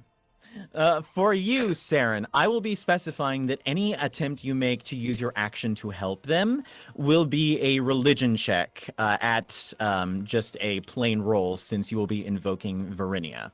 Okay. Incidentally, any healing below 20 HP will contribute a tick back to Thomas's health clock. Okay. Okay. So Below just 20? yeah, anything below 20, anything 20 or above is going to be 2 ticks. Oh, okay. All right. Do we understand the rules of engagement? So Yes. we are Yeah. fighting things, right? Fucking do it. All right. Let me stop the music. Hold on a I'm second. pumped. All You right. Yeah, I guys draw hear me? my sword and turn my back to my son. All right. I want- Everyone, as I'm getting the music started, I would suggest you make any final preparations as far as where you're going to be positioned. I'm gonna go grab some water. Okay. And actually, yeah, if you guys want to take a really quick 5-minute break to go grab some water, now would be the time. Alrighty. Just out of so we are fighting stuff, right? Just like right? Yep. Sounds like it. All right. I definitely before the fight want to do something cool as a prep. Since Saren is right next to me. Yeah. Do it. Oh, okay. So I pull out my sword and obviously I do the first he sees me like casually get the melon out and the fork. So I get the I make the healing melon as calmly as possible, and then I aggressively pull out my sword. And then Sarah notices my eyes glow red and smoke coming out of the sides of my mouth as I cast on myself. Where is it? Dragon's Breath. Ooh. Oh, what? So it looks like yes. Are you using a spell for that? No, you saying you're heating up your melon? Oh, cool. No, I'm heating up myself. And it's like that's really cool. Oh, I like that. Okay, yeah, sweet. Until the nice. Oh, okay. So you always got this thing like prepped. That's awesome. Yeah, it is a concentration, so you'll need to make. So if you get damaged, you'll have to make Constitution saves to see if the spell stays up. But yeah, that's cool. I love that. Don't get hit. Saren gives you a nod of approval. All right. We waiting on anyone to get back? Nope, I'm gonna drink really fast. Okay. So now, yes. I have a question for you, Ryan, about Verinia's temper. Yeah. Do I roll the DC just when I touch the sword, or is it when I activate the sword? It is when you activate the sword. Okay. So I could, in theory, use it as a long sword. Yeah, it's just going to be the same. It is going to be the same stats as your normal longsword without it being magical, without the +1, and without the self heal. Okay, perfect.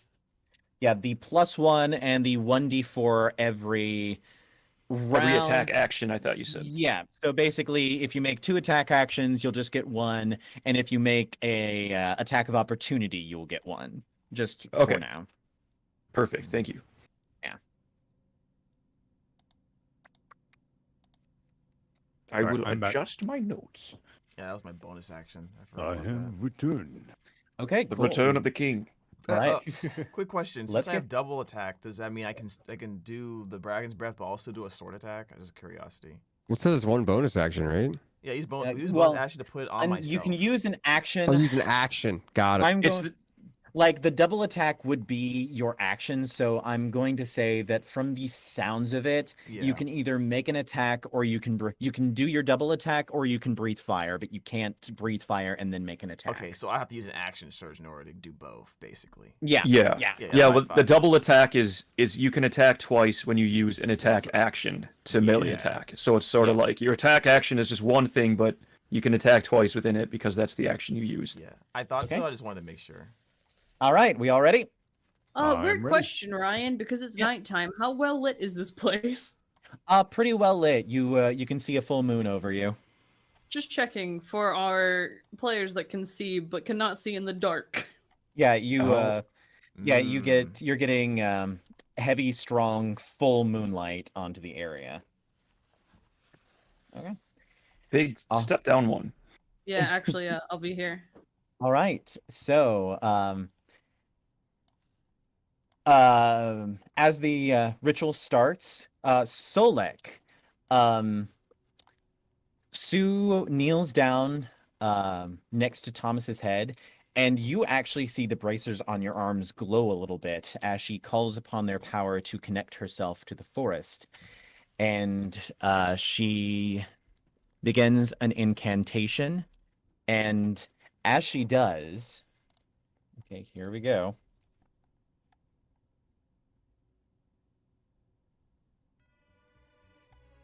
You all hear echoing out around you.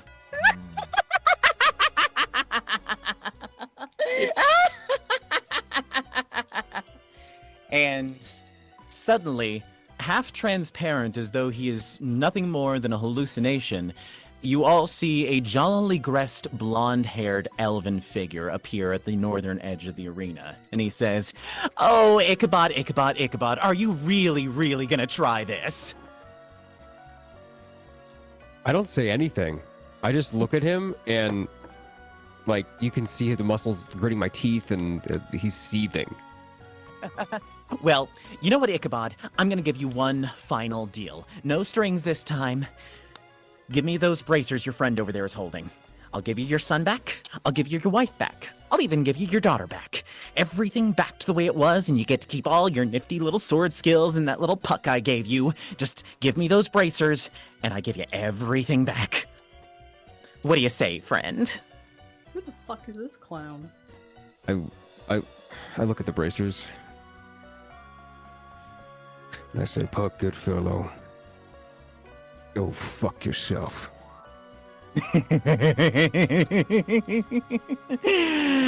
All right, then. Well, here's the thing, Ichabod. I'm not gonna kill you. At least not immediately. No. What I'm gonna do first is I'm gonna kill all of your friends and that meddling old bird right there. and then I'm going to dig my claws into your son's soul, rip it out of his body, and then tear it to shreds while you watch.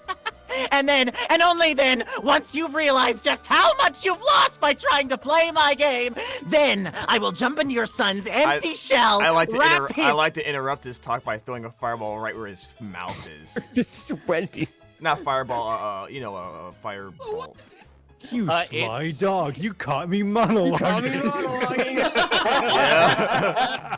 Okay, he stops as it just passes right through him as he's not actually there, but he looks at you, Corin, and he just kind of goes, you know, nice try, but you know what? Why don't I give you some targets to play with?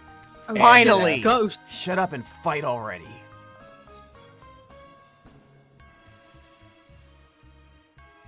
What's he gonna bring from the fair? No. You know, No, the token. I'm gonna throw up. The token kind of makes Puck.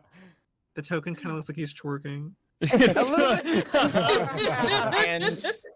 around the clearing, 6 crystalline, full-bodied, definitely there mimicries of him show up. And as they appear, he kind of turns to Corin and says, and as I was saying, I'm gonna hop into your son's empty shell, wrap his hands around your throat, and watch as the life fades from your eyes. So, let's do this. And as he vanishes, the ritual begins, and let me take him back off. Why Magic. does Brent Spinner voice Puck Goodfellow?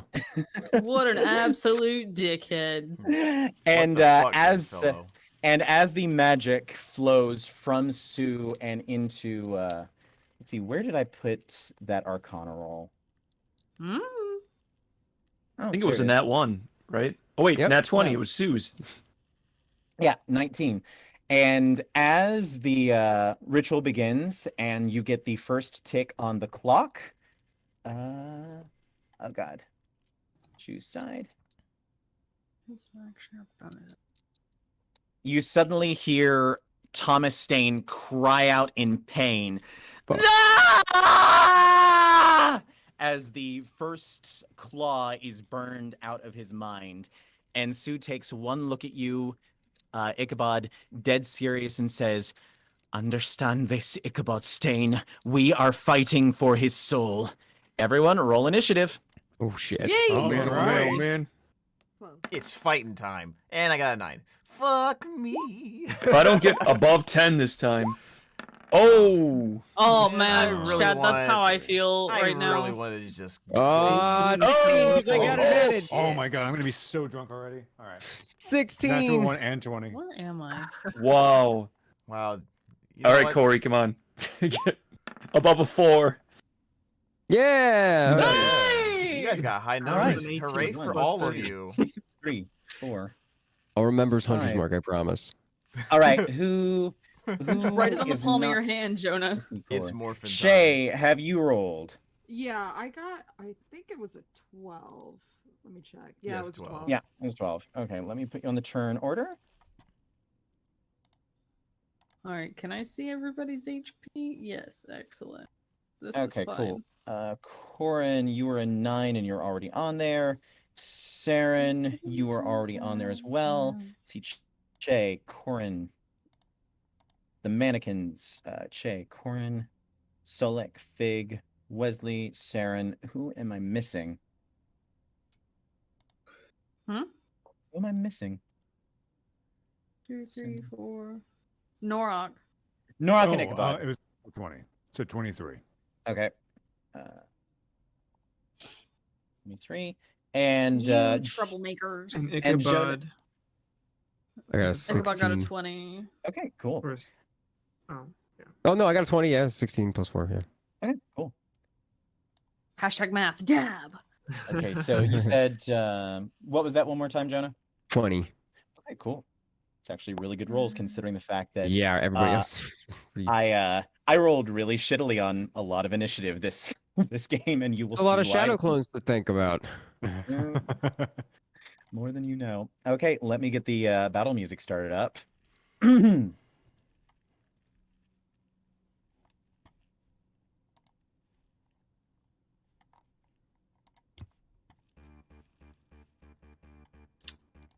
Oh, Okay. yeah.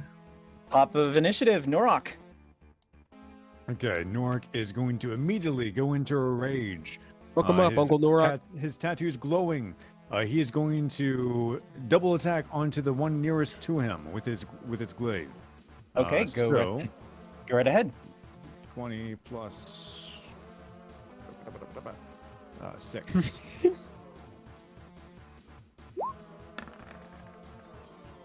Oh, it's so close to a natural 20. And then second one is a. All right. Unfortunately, neither of those hits, as the crystalline puck mannequin blocks each of your blows with its crystalline arms and just in your He face. just twerks right out of the way. Everybody's fucking annoying. Oh my god, they're constantly twerking! Okay, is that your turn? That is my turn. Okay, cool. Ichabod, you're up. Okay, I'm on a hunter's mark. This man. Okay, cool. And run up to him, which I can do, and I'll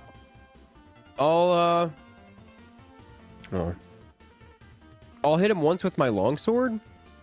Okay, go right ahead. Give me your attack roll. Okay, this is what is it?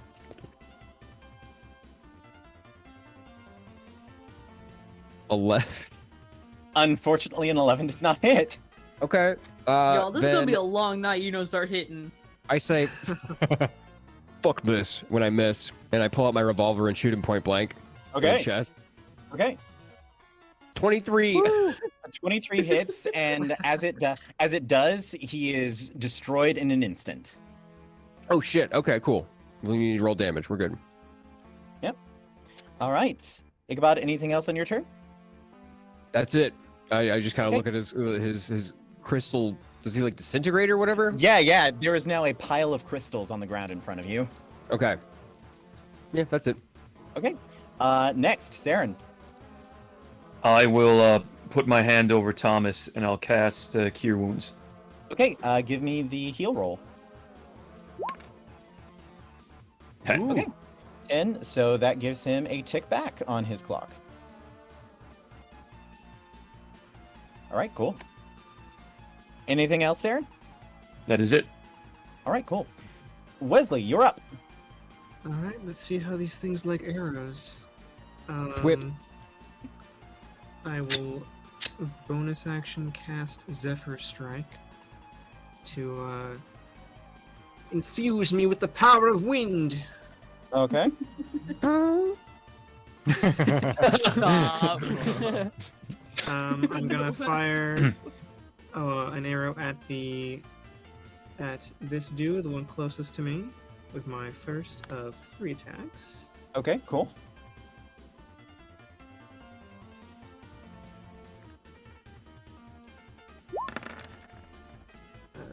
With a 23 hit. 23 hits. That one is destroyed. All right. Second attack will be the one next to Norok. Okay. I should just stay on the screen.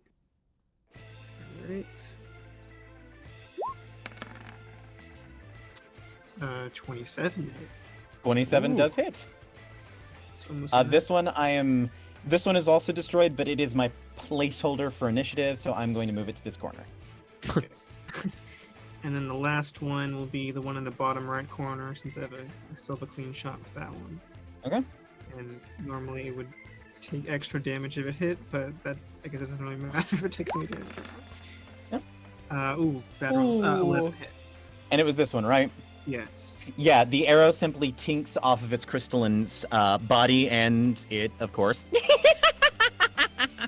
as that happens. Alright, 2 out of 3, not bad. Okay.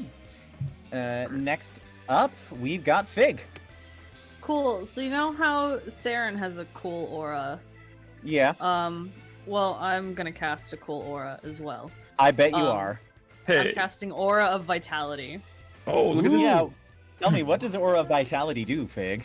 Here, I'll read it to you. It's an additional druid spell. Thank you, Tasha's Cauldron.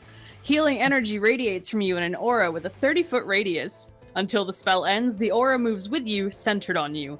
You can use a bonus action to cause one creature in the aura, including yourself, to regain 2d6 hit points. Wow. Wow. I had a feeling this was coming. You are more than welcome to do that.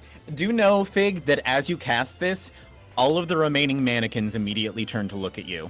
Yeah, I figured that if we were ever gonna fight somebody smart, there's immediately a target on my back. Yeah. This is fine. But I'm gonna use my bonus action to give Homeboy another tick. Okay, you have filled up his health clock. Cool. Get No close point to rolling. Corin. I can't hit 20. Okay, cool. Fig, get close to Corin. It's a 30-foot radius. I think you're good. No, that's not about that. Oh. Well, I don't want them to get to Sue, do I? Because we kind of need her. Oh, okay, all right. Oh, incidentally, can you guys see Sue's hit points? Yes. Yes. Yeah. Good. All right, anything else, Fig? No. Okay. Just twice my hit points. All right, Shay, She's you're up. hurt. Oh wait, I have 55 hit points. Hold on. I'm gonna cast Shatter at 3rd level, so Ooh. and it's gonna be right here, so it'll hit these two on either side. Okay. Fuck yeah. Protect your boyfriend. Exactly, and it's Constitution saving throw. Okay. I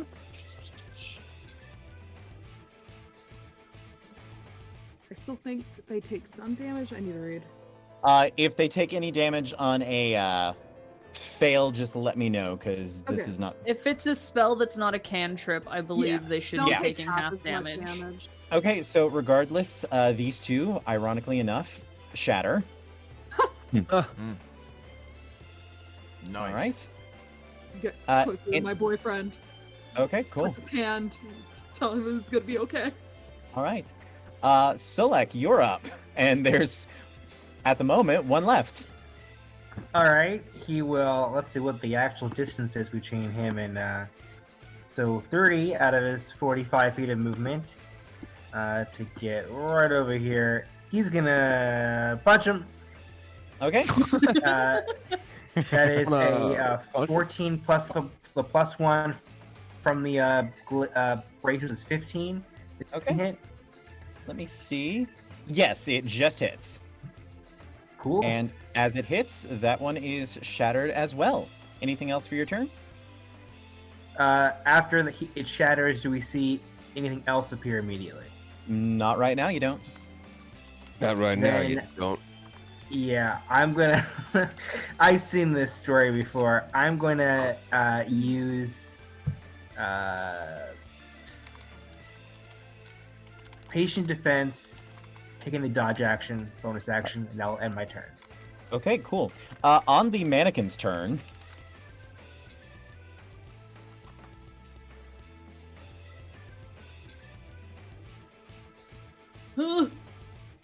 Oh god, And- no. Ichabod, this guy's fucking obnoxious. Yeah, I told you.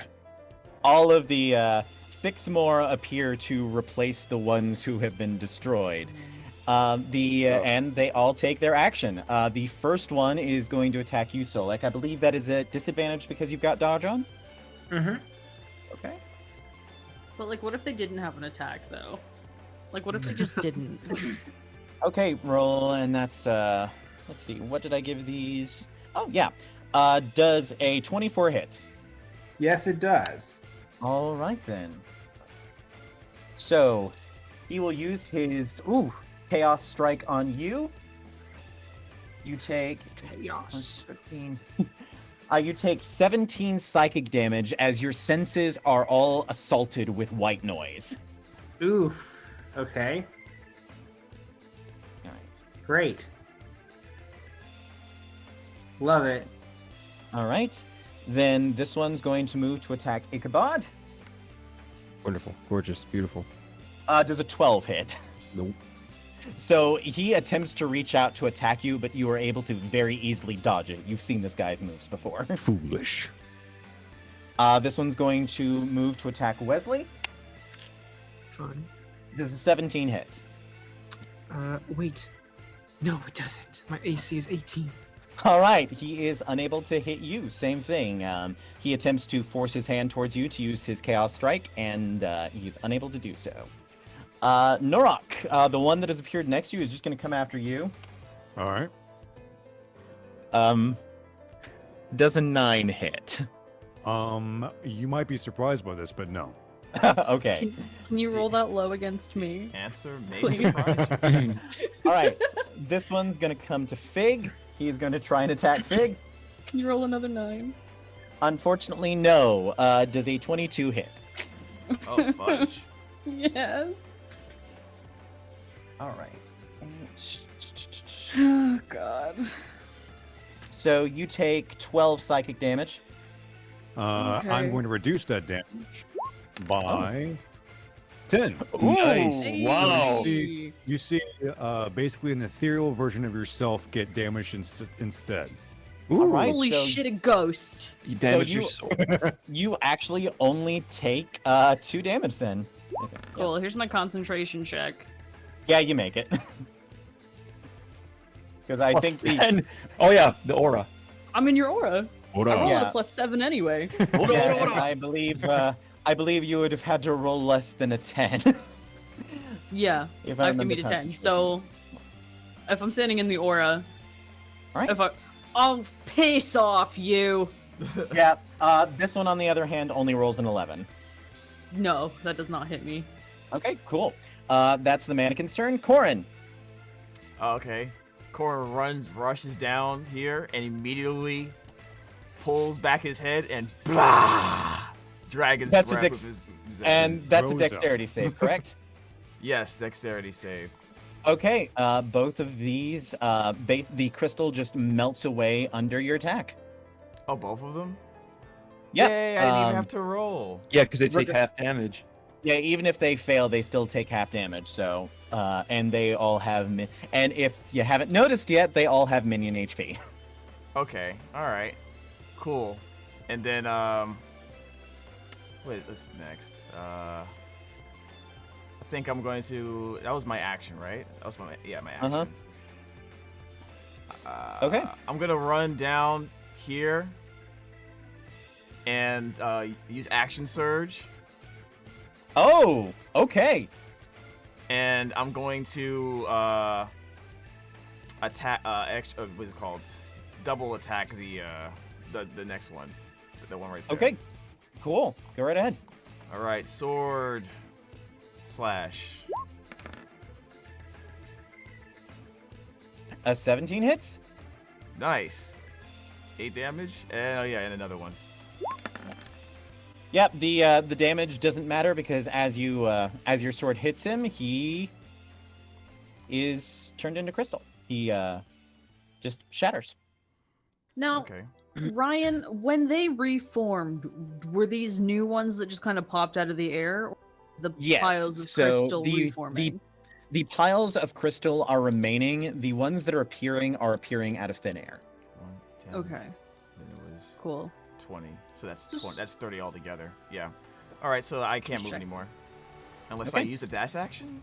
Is that, or is it no the dash function? No, You would have had to have done that instead of attacking or using your fire breath. Okay, that's what I thought. Okay, that's cool. I did not use my bonus action, did I? You did not. No. Okay. Then I will. Oh what's wait, that? you did. Did you? No, you haven't used your bonus action yet. Okay. Where's it at? Where's it at? Okay. Then I'll use Misty Step, teleport right back here. I'll just go right here. All right. Cool. All right. At the top of initiative again, Thomas lets out another scream of pain, which I'm not going to repeat. Fair enough. Eek. As Ow. 25. Okay. Fuck yeah, Sue, go off. Sue. As another tick on the clock. God damn it. Oh, not on the object layer. Ryan, you dumb homosexual.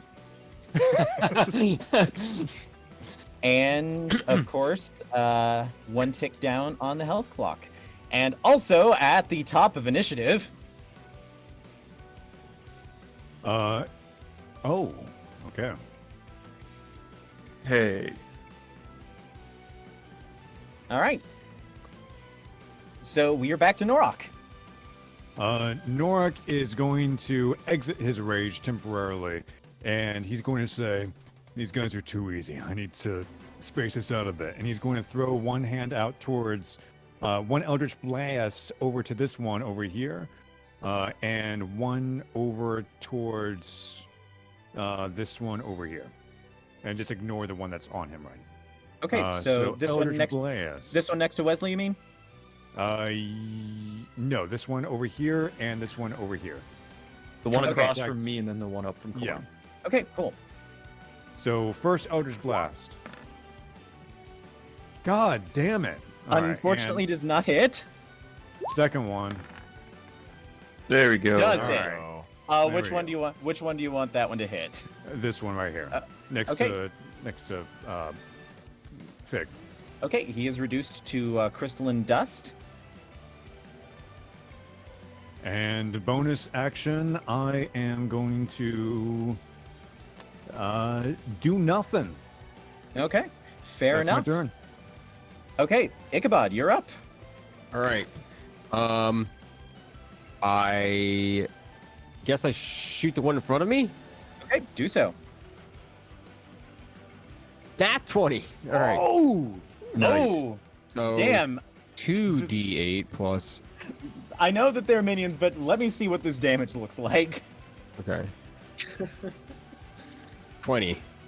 This one, like, instead of crumbling like the last one did, it explodes and there is glitter falling down all around you. Oh shit, y'all, confetti. Awful. Okay. I turn around immediately and shoot this one. Okay, Come on, let me highlight him. Okay, whatever. I know this one. Okay, yeah. Wait, hold on. There we go. 14? Unfortunately, a 14 just misses. Fuck. Okay.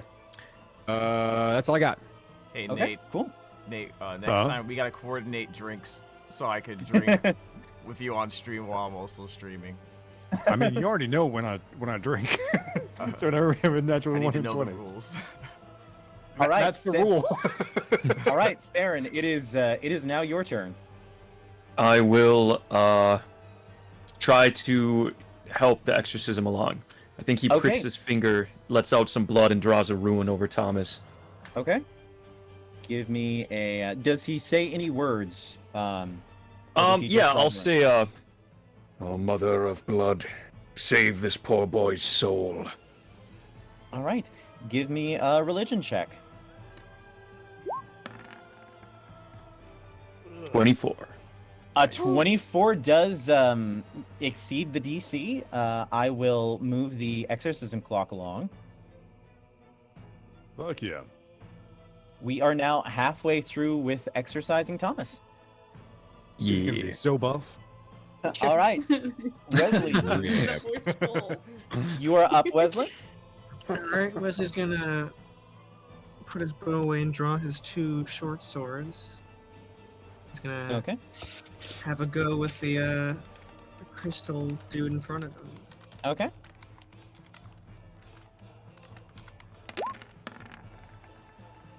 Uh, 19 to hit. 19 hits easily. This one's down. All right. He will run up here to Norok, try to help him out. He's going to activate the wind blessing from his Zephyr Strike to grant advantage on the hit, and also give him 30 feet of movement additionally for the turn. Sounds sexy.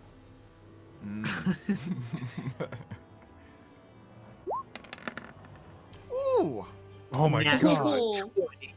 Fucking Similar hell. to Ichabod, this one just explodes into dust. Just what I needed.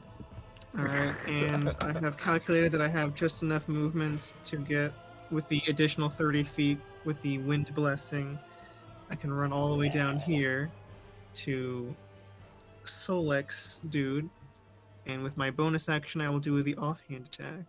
Okay.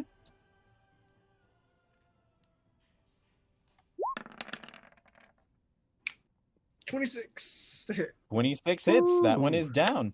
Yes, I got all three. Fuck yeah. Jesus Christ. Wesley just like, as his feet are like running everywhere. Slap, slap, slap. All Sorry right. to steal that one from you, Solek. Fig, you're up. Yes. Cool. Hang on. It's not giving me my options. There we go. I have to take one turn off of this. I'm gonna take a step. So that everybody is now in my aura, because I'm gonna give Solek my bonus action healing for this turn. Okay, cool. So Solek's gonna get 2d6 healing of 7. Okay, I'll take it. But then my action, I would like to throw a ball of fire at the twerking crystal man. Okay, cool. And that is the last one on the field, correct? Yeah. Yes. Okay, cool. Is this going to be an attack roll or a save? No, I have to hit. Okay. 22. All right, this one goes down. Goodbye, you nasty little fuck. And as it does, and you guys look around and see currently nothing on the field. You hear footsteps from the entryway you came. And then from down there... Hey. Little Oh bitch. my god. You crazy bitch. Why are you here? And then from up top, Puck makes his appearance once again and says, "All right, I lied. My little crystalline clones were just to keep you guys busy while my friend over here got here to kill you. You know, some people become blood hunters through the normal rituals. Others do it by giving away their compassion and empathy. But, you know, she wasn't doing much with it anyway. Have fun!" You are a terrible man. Just fuck off. God, I love Ophelia. Shay! No, this is Riley now. No, that's Riley. Am I talking in a bad British accent? No. Sounds like And- something Shay would say. Yeah. Ophelia Ichabod takes one look at you and she says, "You ain't taking my nephew away, Ichabod Stain. I'm gonna tear your guts out and burn them as a candle." I'd like to see you try. All right, so next up in the turn order is Che. Shit. I'm trying to find the one spell that I wanted to use. Sleep. No. Nah. Fireball! Okay, 30-foot cone, let's see. Okay. Fuck. What's a 30-foot cone that isn't gonna affect everyone? I mean, you could just get up right in her face, but... Look her in the eyes while you set her on fire. You're right. Oh, Bitch God, slap I her hope- with a I cone hope of she fire. got. I hope It's, she. yeah, I don't it's have only fire 30. spells. It's It's only 30 feet and at they'll the only be end. scared of me. That's So fine. let's cast fear. It's a wisdom saving throw for Okay. everyone in that radius. Okay, let me... see Not what they- radius, cone. Yeah, I get to roll 4. I get to roll 5 wisdom saves. Okay. It's 16. Okay, Ophelia rolls a 19. Bitch. The tank rolls a 17. Okay. The healer rolls a 6, so he is scared of you.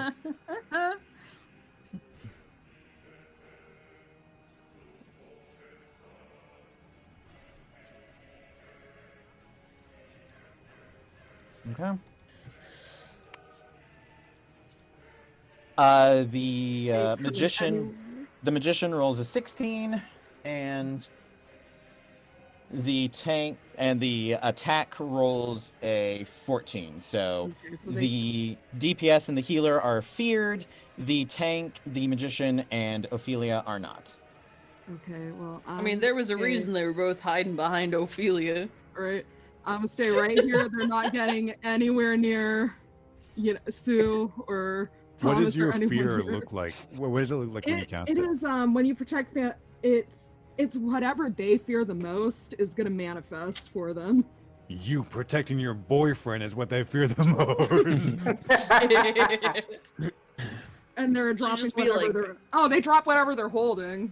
Okay, Ooh. so the healer drops a crossbow that has a crossbow bolt in it that seems to be glowing with radiant energy. The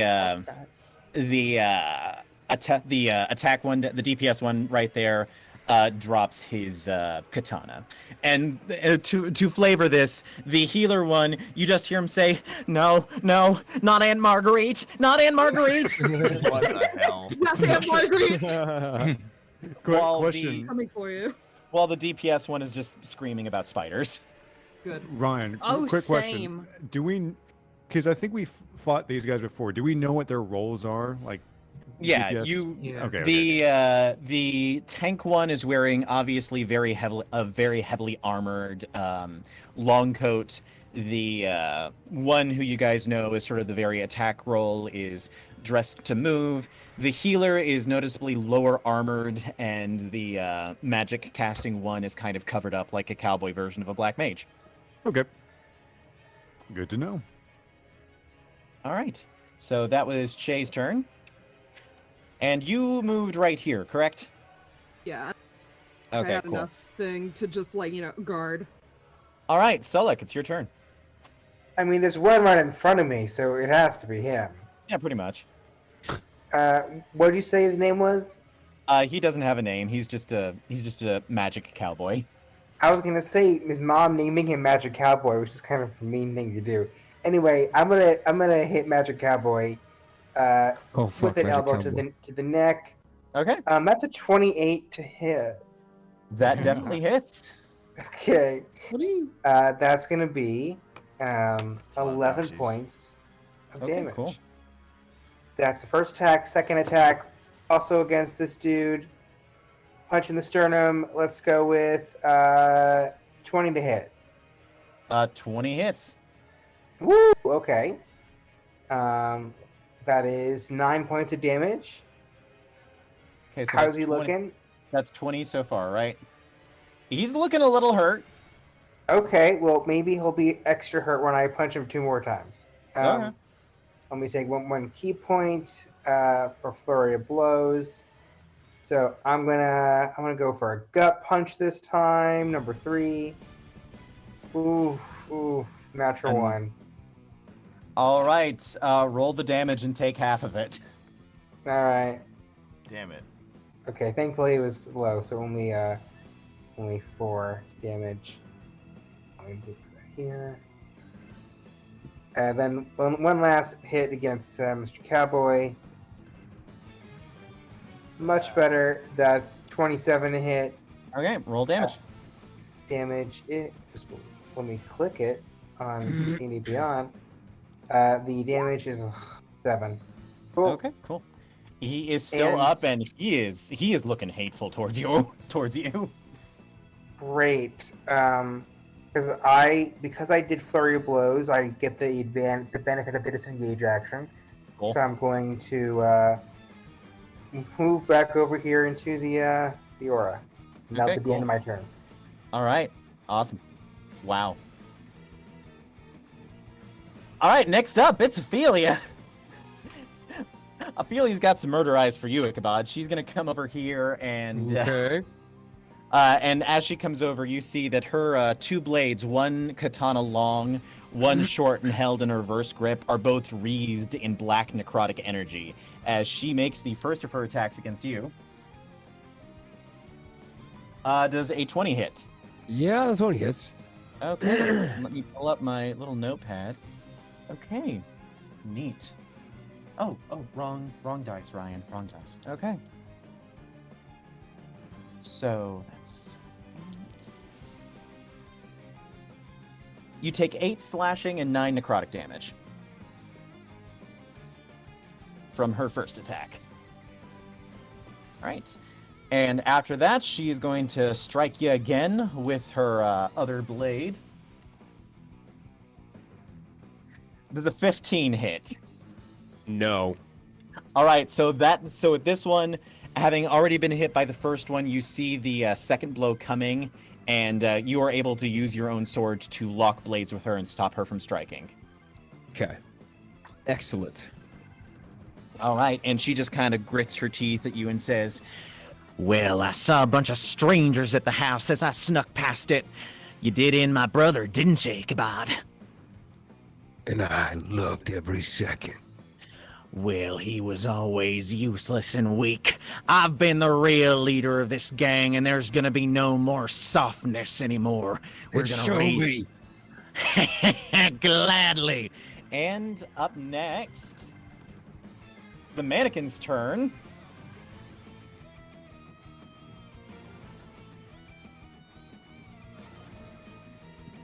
This time, only 2 spawn. And this one is actually going to move directly to Sue and reach its hand out towards her and try to disrupt the ritual. Hey. Fucking fuck. And it rolls a, let's see, rolls a 20.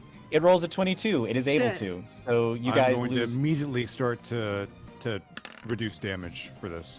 There's no damage. Then You never just mind. you just lose a Yeah, tick on the favorite. ritual clock. All right. You Alright. son of a bitch. We worked so And hard then- for that tick. And then this one's gonna come over here and it's gonna try and hit Fig. I see him coming, and I use. Wait a sec. Wait. Okay. It rolls a. Let's see. 14. No. Okay. Okay. Well. alright. Then the mannequins are unable to. The mannequin is unable to do anything to you. Corin, it is your turn. All right. I'm more focused on the group of enemies at the south, so I just bolt all the way down here. Keep in mind. Oh, Okay. You oh. take an opportunity. Nope. We are. We are almost 30 sessions. This No, is the no. second campaign. I wasn't gonna say. I Should was know gonna better, my dude. You guys are. I wasn't reacting to that. That's what I was gonna say. Is I hit the wrong button, but go ahead. Well, luckily enough, it rolls a 12. So as you are dashing past, its opportunity attack does not hit you. So. Alright. Let me see. This was what, 25? Yep. Okay, let me see if I go. No, I need 30 feet. I need to go the full 30 feet. All right, I go the full 30 feet, and I pull back, deep breath, and bring all the fire down here once again with my my dragon's breath. With a 15-foot cone that should hit all 4 of the enemies down here. Okay, let me make their dex saves.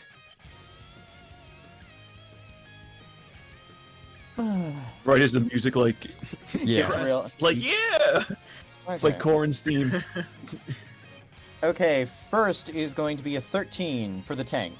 My spell save is 13. Okay, so he makes it. So he will take half damage. The healer, also a 13.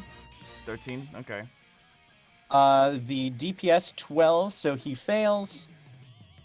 One quick question. For fear, does that affect ability saves at all? I think it's ability checks, but not saves. Okay, cool. All right, and then last but not least, the magic DPS. 16 on him. So, oh wait, actually, let me look back at his. Okay, actually, I forgot that the melee guards have a higher dex save, so he rolls a 17 instead. Okay. So it's like everyone saves, right? Yeah, everyone saves, so they're all going to they're all going to take half damage. So go ahead and roll damage on it. All right. It's 13. 13 divided by 2. So okay, so they take 7 damage each. Nice. It is just that's the most I've ever hit with a move like that. I'm pretty excited. I do like it. All right, and I take my sword and I clang it against my shield, as if to draw aggro on them. Okay, cool. All right, next is the DPS one. He is going to come and meet you, and he is going to make 2 attacks on you. I don't think he can, right? Oh, actually, he's feared. He can't move That's forward. right. Yeah, he can't move That is closer to right. Shay. Thank you for reminding me. Yeah. No problem. All right. So, and besides that, he's going to have to take an action to pick up his sword, but he does hold it out to you. And what he's going to do is, let's see.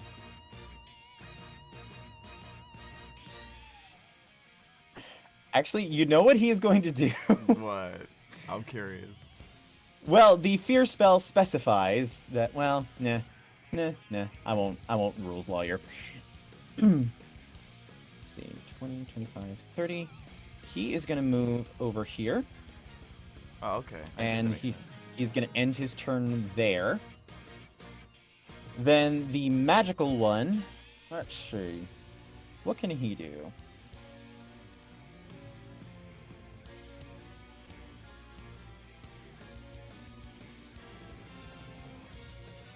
He is going to move laterally, I believe. Yeah. He's going to move 1 step laterally, and he is just going to cast Cure Wounds on this magic guy right here. Let's see. So that's going to be 3d8. No! What happened? Drop one of the dice almost fell. He is going to 7. He's going to heal that one for 15 damage. All right, we're gonna have to nip that in the bud. Okay, and that is his action. The tank is he is not feared, so Corin, he just got hit with a blast of fire, so he doesn't give a shit about what Ophelia wants. He wants to go after the guy who just hit him, so he's gonna make his attack roll against you. And paying attention to the time. Does a 25 hit? Damn it. Yeah, that hits. Okay. I'm immediately gonna reduce damage since I couldn't do it before. Okay. Nice. Wow. That's really good. So 11 reduced by 10, so you only take 1 damage. Nice. I'm Jesus. under concentration, so what kind of roll is that to do again? It's a Constitution roll. Constitution saving throw. Yeah. And you have to meet, what, 10? Meet or exceed 10. Alright, Constitution saving throw. Yep, make it. Oh, okay, yeah. Ooh, wow. Because it's basically, if I remember correctly, and if anyone wants to correct me, they may, up until you've done over 10 damage, it's essentially a 10 to roll, and then past that, it's what? It's if 20 damage. It is 20. 10 or half of the damage, whichever is higher. Yeah, over 10, you're right, yeah. It's not until about 22 that it actually starts going up. Okay. Yeah, that actually, matters. He's gonna make a second attack against you. It does not hit. It is not a 1, but it does not hit. Okay, well, that sucks for him. If anyone wants to know, it was like a 10. He was 1 Yay! away. He almost rolled in that one. Wait, do I have something? So If someone misses, do I have anything for that? If a creature misses you with a melee attack, you can use your reaction and spend 1 superiority die to make a melee weapon attack against a creature. Oh, so it's this thing. Oh, cool. Alright, so let's spend that. Make a weapon attack. Okay, make a weapon attack. Unfortunately, that clings right off his armor. No. Oh, I tried. Okay. Nice try, boy. She's saying the same to you. All right, we are back at the top of initiative. There are currently 2 puck mannequins on the field, so no more spawn for now. And Sue makes her Arcana roll. Unfortunately, it is not enough. Fig, last turn, did you heal Thomas at all? No. Okay. So, Thomas loses another tick and does not gain a tick on the exorcism clock. God damn it. All right, Norok, you're up.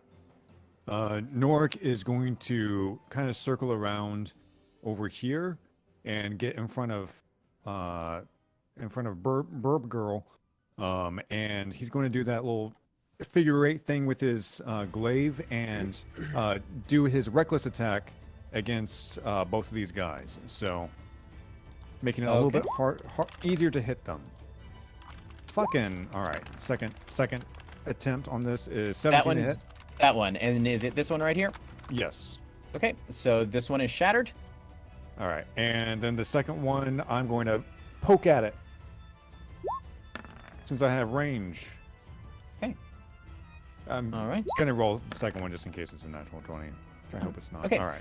Both of them hit. You hope it's not. To drink. All right. So both of them are shattered. And I'm just gonna look at Sue and Fig and say, I got your back. I'll keep you guys safe for now. I end my turn. Okay. Ichabod. Okay, so I'm gonna I guess I'm at this clash with Ophelia, but I'm going to not necessarily disengage, but I'm gonna move around her while engaging her. Yeah. And I'm going to toss the puck here and cast Spike Growth. Oh, what is that? In a 20-foot radius centered on a point within range, twists and sprouts hard spikes and thorns. The area becomes difficult terrain for the duration. When a creature moves into or within the area or starts its turn in the area, it takes 2d4 piercing damage every 5 feet they move. Okay, Ooh. draw me where that's going to be. Okay. Freehand. Okay, so it's centered here. Wait, I need to start. I can make a circle, right? Uh-huh. Draw shape. It should be Alt and Shift, I think. Is it a circle or a square? It's a circle. It's a radius. It's like, oh shit. Hold on, that's not supposed to be there. Somebody get rid of that. This is so new to me. You can get rid of that with your arrow if you click on it and hit. Wait, how big is it? 20 Oh, I foot see. radius? Yeah, it's a 20-foot radius. That's big. Yeah, it's pretty big. So hold on, let me double check and make sure. And it's select people or everyone? It's everyone. All right. That's a fucking. How do I change it again? Shift. Here, where do you want this? Oh shit. Okay. It's right. It's centered. Right there. It's a big Centered there. Okay, give me 1 sec. So it should get them, and them. Okay. That's my intention. Okay, I think and this. to get all of them, you are also in it. Although you also said that it only damages when you move, correct? Yes. Or they Okay. start their turn. Okay. Okay, cool. Yeah. All right then. I love it. I'm living for it. And that's it. I only have one action. Okay, That's cool. still Any, fucking badass. Any bonus actions? Not that I can use right now or would like to use. Okay, cool. All right. Oh my shit's passive. All right, Saren, you're up. I guess I'll try to do another tick on the ritual for Thomas. All right, roll me your religion check. I invoke my goddess. Oh no! Unfortunately, that's not quite enough. You do not gain a tick on the clock. You do still have your bonus action. You can do it. I'm good. Okay, cool. Wesley. All right. Wesley is going to approach the mage dude. Bonus action, Hunter's Mark him. Okay. Push him. Can you do that? I don't really like Yeah, you can push mage humans. types. Mm, And that's I will rude. attempt to slash at him with my dual short swords. Okay. Go right Did ahead. you say that in earshot of all the mages? He's saying it in a low voice, but I think his intention is for the mage and the healer. Is this person human? I just whispered to you that he was indeed. Got it. All 5 of these people are humans. Excellent. All right. Excellent. Attack Smithers. number 1. That's Wesley's favorite flavor. Does a 16 hit? A 16 does in fact hit. Nice. Then I do 25 damage. to You this do man. what damage to him? I get sneak attack because of my new. Or well, this is the first time it's come up, but I picked the swashbuckler rogue archetype, which lets me get sneak attack even if no allies are around, as long as Ooh. I am like on one-on-one combat with a dude and there's no other enemies around me All right. or no creatures around me. As he goes down dead, from across the way, Ichabod, you are engaged with Ophelia. You see her eyes glow red and her veins burn as suddenly energy seems to shoot from her to this gentleman, and he kind of comes back up for one moment, and he casts lightning bolt at Wesley. Oh, Make a dexterity saving throw. What? Okay, God damn. definitely very surprising. Surprise, motherfucker. Ooh, it's a good roll. You do- 25. Okay, you do save. Let me. I do not have evasion though. This is true. Okay, so. Oh, I actually get to use all of these d6 I pulled out earlier.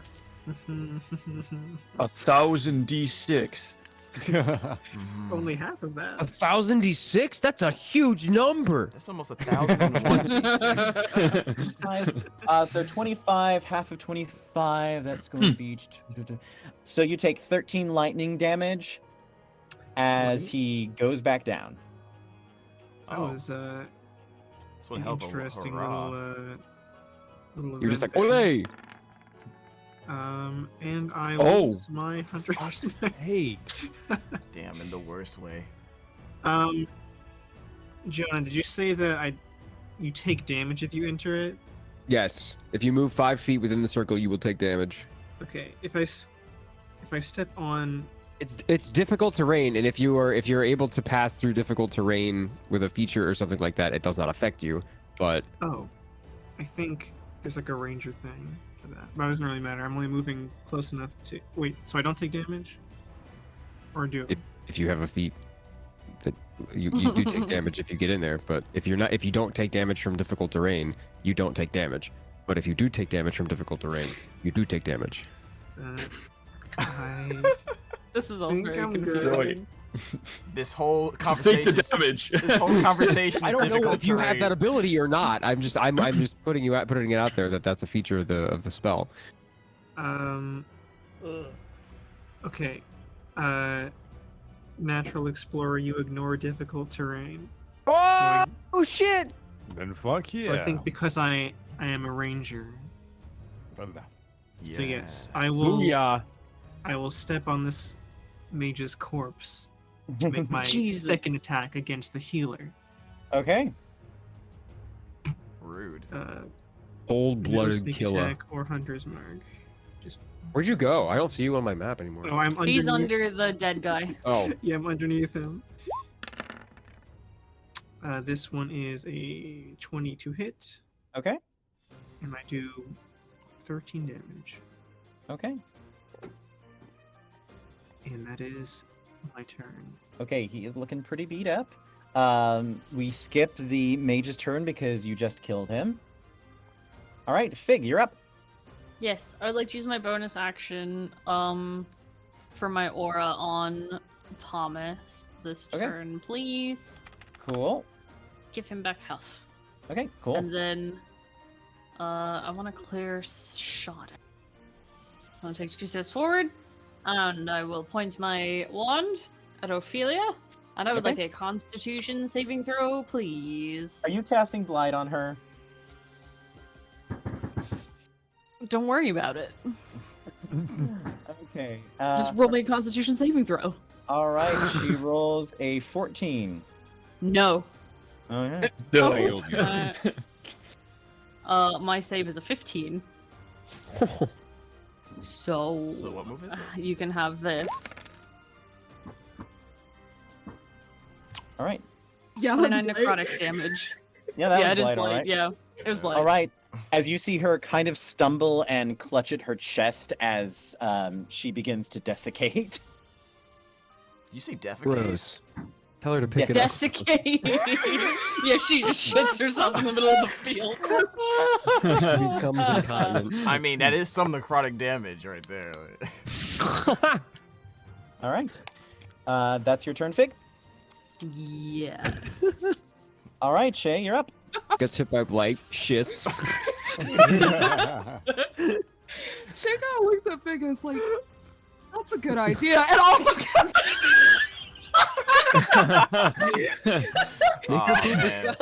Constitution saving. She gonna double shit. Oh no.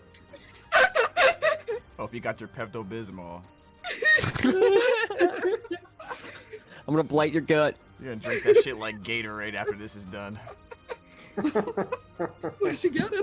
Fucking water bending the shit out of her. Didn't drink your Yakult, did you? Oh no. Oh man. Eat Metamucil. Oh my That was a god. Constitution saving throw. It's got probiotics. All right, Shay, what do you do? I cast Blight on her. Okay. Shit. Shit, did I It control doesn't the work. I just see that scene like, from Ship. Good, good. She rolls the natural 20. Well, Wow. She reverse shits. Now, did she act all Ew, or do you what's just not want him to worse? cast blight? Do you want me to take a picture of this dice roll? Oh no, I'm Natural kidding. 20? That's fine. Yeah, Is it natural 20. really? Bullshit. Well, Yeah. roll your damage. No. Half damage. You can't order her to do that. Oh fuck! Oh my god! Jesus Christ. Hot Okay, damn. she takes 20. She takes 25 damage. I really wish that was Wow. full damage. She'd have just exploded. I wish it was So full that's what Wow. happens when you Shitting roll damage. good damage. Turned into a All right. fucking sperm Well, like Shay, shit. anything else from you? I'm still holding Thomas's hand, like squeeze it every now and then, like Okay. it'll be okay. Cool. Solek, you're up. Okay. I'm going to. I'm concerned that Fig is. I guess he has Ipswich to help him, but yeah, I'll go and assist Wesley for this last little dude. Okay. Let's see here. First punch is a 22 to hit Blondie. 22 does hit. Great. That's 6 points of damage. All right, that's enough to take him down. Oh, nice. As it does, Ophelia's eyes glow. Ophelia's eyes glow red again. Her veins pulse with red energy. He briefly stands up, wielding his crossbow, and he takes 2 shots at you. Oh, From is he beyond gonna- the grave. Go for it. So first, does an 18 hit? Let me see how it does, but let me see how this deflecting thing works. 'Cause you haven't shot any range attacks at me. I know. I gave shit, this. yeah. I gave this gift to you, darling. When you, well, I could use my reaction to deflect or catch a missile.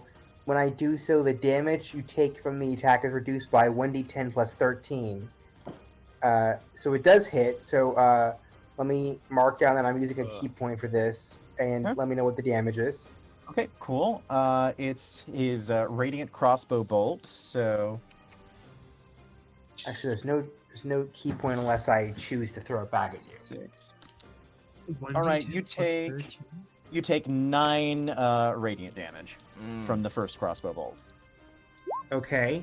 I reduce it by 15, so I do reduce it to, to 0. So actually, I will be, I will be using this key point, and I think I can. I think it's just like I throw it back at you, like a 1 key point to make a ranged attack. So I guess I'll just do a attack with my dex or what? What I will say, just with your dex. Not that it's gonna matter because he's gonna drop after both of these actions, but let's see if this. Damn, 13. Unfortunately, a 13 does not hit, and as it kind of clanks off of, as it kind of zooms past him, he makes his last attack, 22. Hits. Okay. You take all of 8 radiant damage from the crossbow bolt. Okay. And That's not a whole lot. and he then drops back onto the ground. Yeehaw. Yee. And I Cannot stress this enough. Haw. Haw. All right. Anything else, Solik? I'm good. Okay, cool.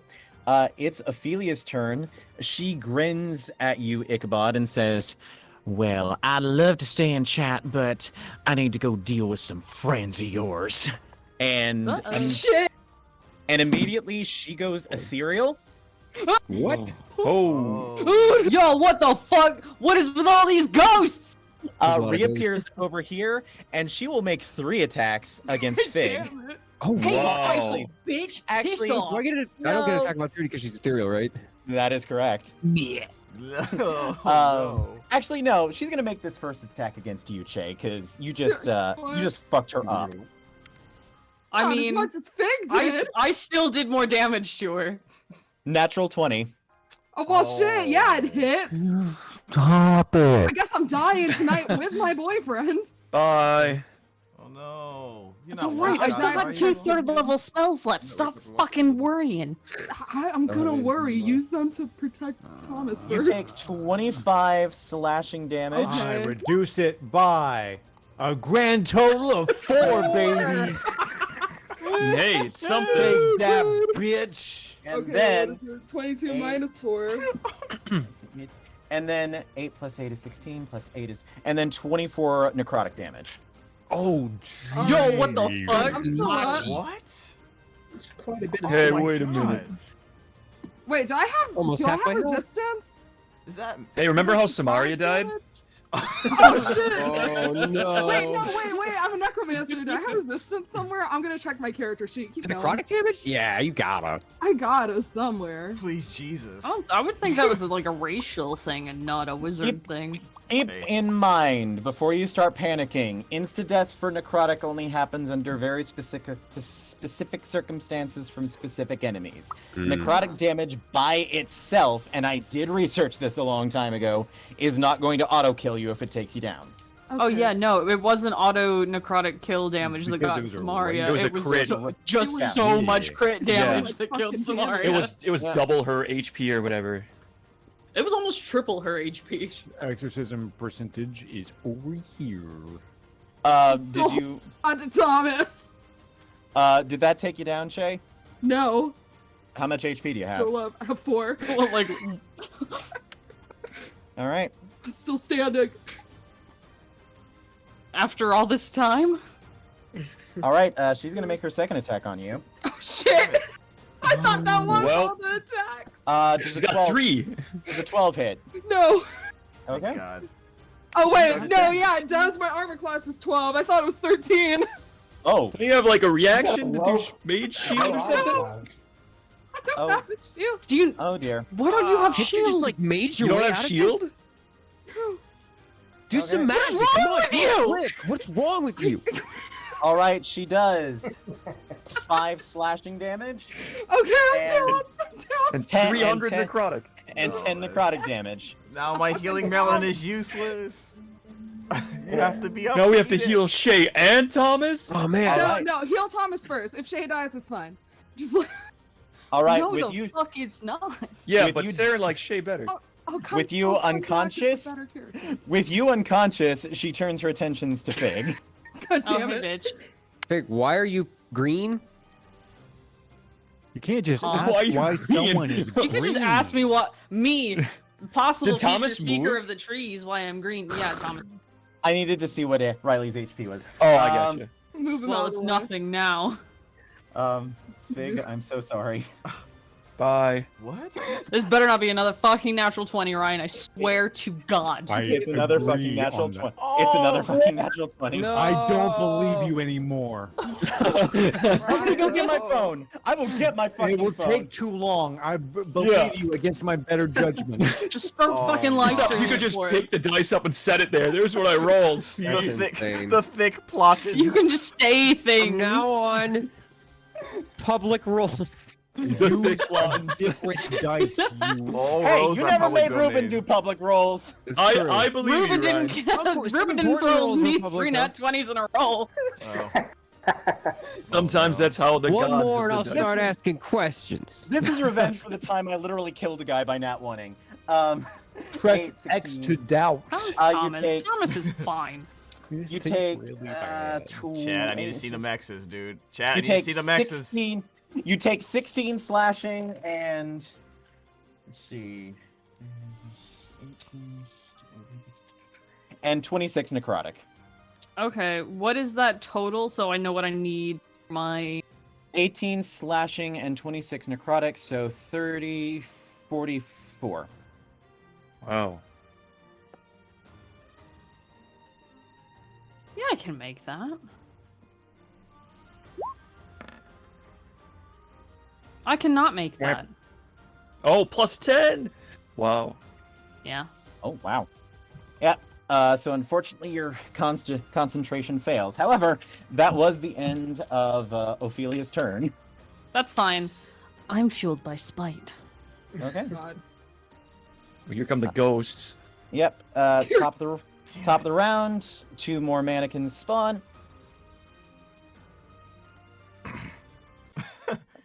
Wait, how many net 20s was that? 3 or 2? 3 He so said far. 3 out of his last like Three. 5 rolls. It's Nat about one to be at the 4. In a row. One on- Fuck you, no. One on a save, 2 on attacks. Although there was a 12 in between those. Hey Nate, how drunk are you now? I'm pretty drunk now, just so you know. I Alright. don't mean to alarm you, but All right, this is a 12 to attack, and we're actually about to hit cliffhanger status because I promised we'd end at about 12. I'm sorry, but I know that you are Ruben, tired. It's okay, Yeah, take a Ruben. picture. We'll come back. yeah, Ruben tends to like scarper out a little bit after 12 because I know he has an early day, and me too, honestly. Yeah, that's fine. I I also don't now mind. have work tomorrow. I play scary game. I had one too many pieces of hot gum. All right, so that's does a 12 hit you, Norok? No. Okay, and then Saren, does an 18 hit you? Of course it doesn't. It does. That's my armor class. It meets. Oh, okay. All right. I mean, no, it doesn't.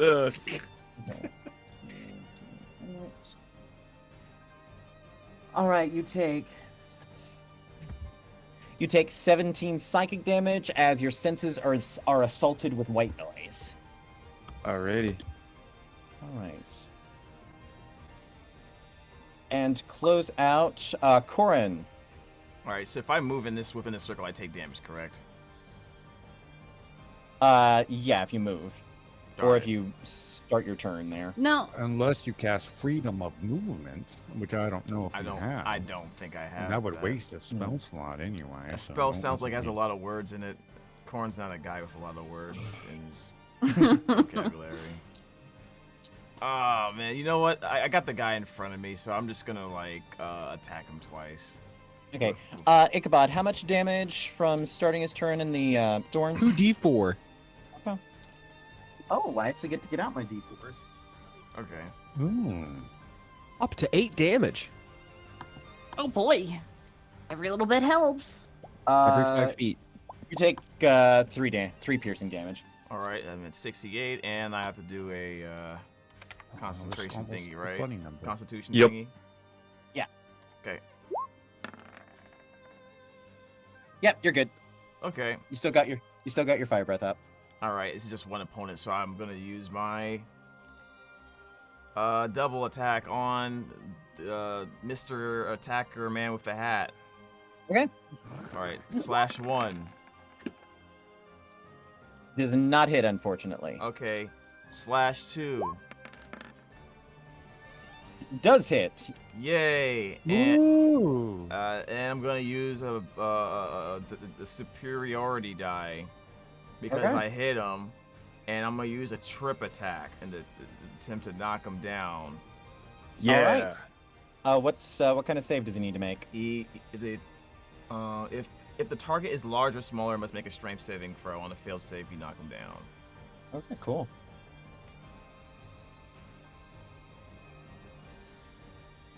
Let's see. 7. Oh, I guess 13 is the save, right? Okay, so yeah, he's knocked down. Okay, cool. Yeah. All right. Anything else, Corn? I don't think. Oh, do you do any extra damage for the trick attack? The trip attack is. I think you used the dice, right? Oh yeah, I add the superiority die to the attack's damage roll. Okay, so it's a D8. Fuck yeah. Extra D8, hell yeah. Yeah, man. A One beefy D8. Hopefully. That's 5. Okay, cool. So 5 damage. All right. He's looking pretty gnarly. Is that the end of your turn? Yes. Yes.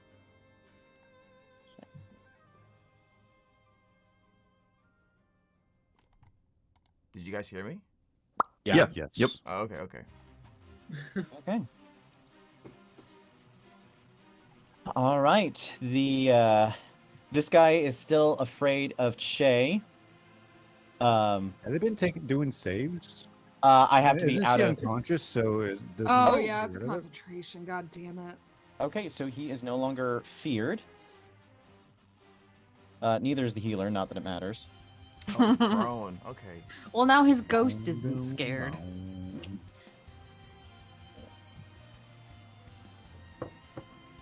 He just saw you trip his comrade Corin, so he's going to come over and double attack you. He takes damage, right, for moving? He does, yes. He takes damage for every 5 feet. He takes I think, doesn't he? damage. Oh, that's right, he does. So. Ugh. Oh, Hopefully he gets knocked that's out. gonna by- hurt. He's like, must fight through pain. Yeah. So that. That's Ow. like stepping 25 on Legos. So- Jeez. Ipswich Ichabod just throws out some Legos on the ground. Yeah! Come and get me. I swear to God, if just moving through that is what has killed him, I'm gonna lose my goddamn mind. Yeah, That he would goes be- down. Oh my god. That is He so died. funny. Fucking Suck him in. stupid. Like fucking Jumanji. But Wow. as Too much. as he does, what he gains a second win from Ophelia Oh. to make one last attack. So one double attack on Corin. Change my mind. I hate Ophelia. 22. If it's the same number, it doesn't hit, right? How is your No, AC it 20? does. It still hits, yeah. If it's shield in the same number, it hits still? If Yeah. it meets the number, it's a hit. Yeah. Okay, then I get hit on that first one then. Owie. And then and shield is effective for how long? Until the beginning of my next turn. Okay, so and you said you're now 22, correct? Well, I was asking before I did it, but yeah. Oh, so you didn't do it. Yeah, I just took it because it's 22. It wouldn't have mattered. Okay. Well, So did you cast shield or not? This is very important. No, fuck it. I'll just do it. Make it easy on you. Okay, I'll just cool. pull the spell. Okay, cool. Second one is a 21, so it does not hit, and that's Okay. why I was asking. Okay. All right. He is going to roll How much a. damage is it? Let's find out. So he does 10 piercing damage. 10. All right, and I gotta do another saving throw. Yes, sir. Okay. All right. Good. Your concentration is still up. The healer is down. The tank uses half of his movement to stand himself back up, and is going to make his double attack on you to end the session for today.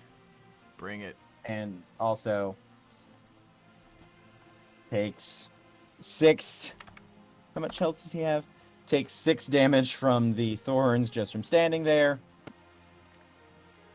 12 does not hit. Natural 1. Wow. Ah. Oh my What god, a he's way gonna to off end the himself. night. All right, so let me get out his dice. This is gonna kill him unless I roll shitty. Yep. And his sword bounces off of your magical shield and goes my right God. into his skull, Oh killing my him. God. Oh, But sorry, guy. Second wind. he doesn't second wind. He just not He normal just second wind. explodes. He does get 2 attacks from Ophelia on death, so Wait, he does just not sacked me hit. again? Yeah, Ophelia has a special ability that lets each of them just Yeah. basically attack once. Do the attack I action once forgot on- that one made me forget about that. Okay, and neither of those hit, so he I have Cheetos. he dies as he died, missing you. All right. He dies as he lived, missing. All right, so that is how. And just to close out, I will make the roll for the beginning of next session, so we don't have to worry about it. Oh. 15 just meets, so Damn. Oh, thank God. Thank God. so we are back to 3 ticks on that clock, and we lose 1 tick on this one. So, no. as we close out for tonight's cliffhanger, the stats on the board are Ophelia is still up and has just laid waste to a couple of you. All 4 of her minions are down. There are 2 puck mannequins on the table, and we are both halfway through the exorcism and halfway through Thomas's health.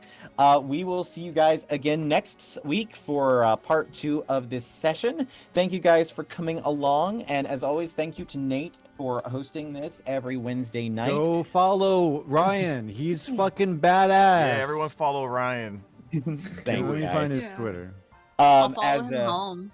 Yeah, I'll post it up. I'll do it. as a reminder, Nate does more than this. He also does video game streams and meditation streams and VR streams. So if you like what he does, give him a follow, or even better yet, give him a subscription, because we live in a capitalist hellscape, and any money helps. Well, no, but we are ending the campaign for the night. No. I believe you're going to be doing some scary game streaming after this. Yeah. All right, Are stay you? on. So stay on the stream, because after I give our goodbye, Nate's gonna be staying on to do scary game streams.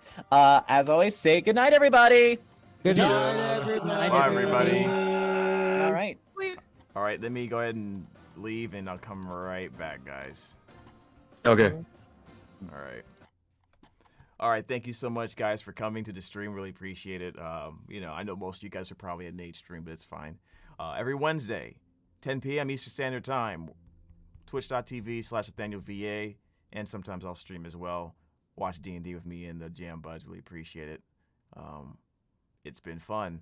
So go ahead and get out of here and go watch Nate's stream, okay? We're going to go ahead and raid him.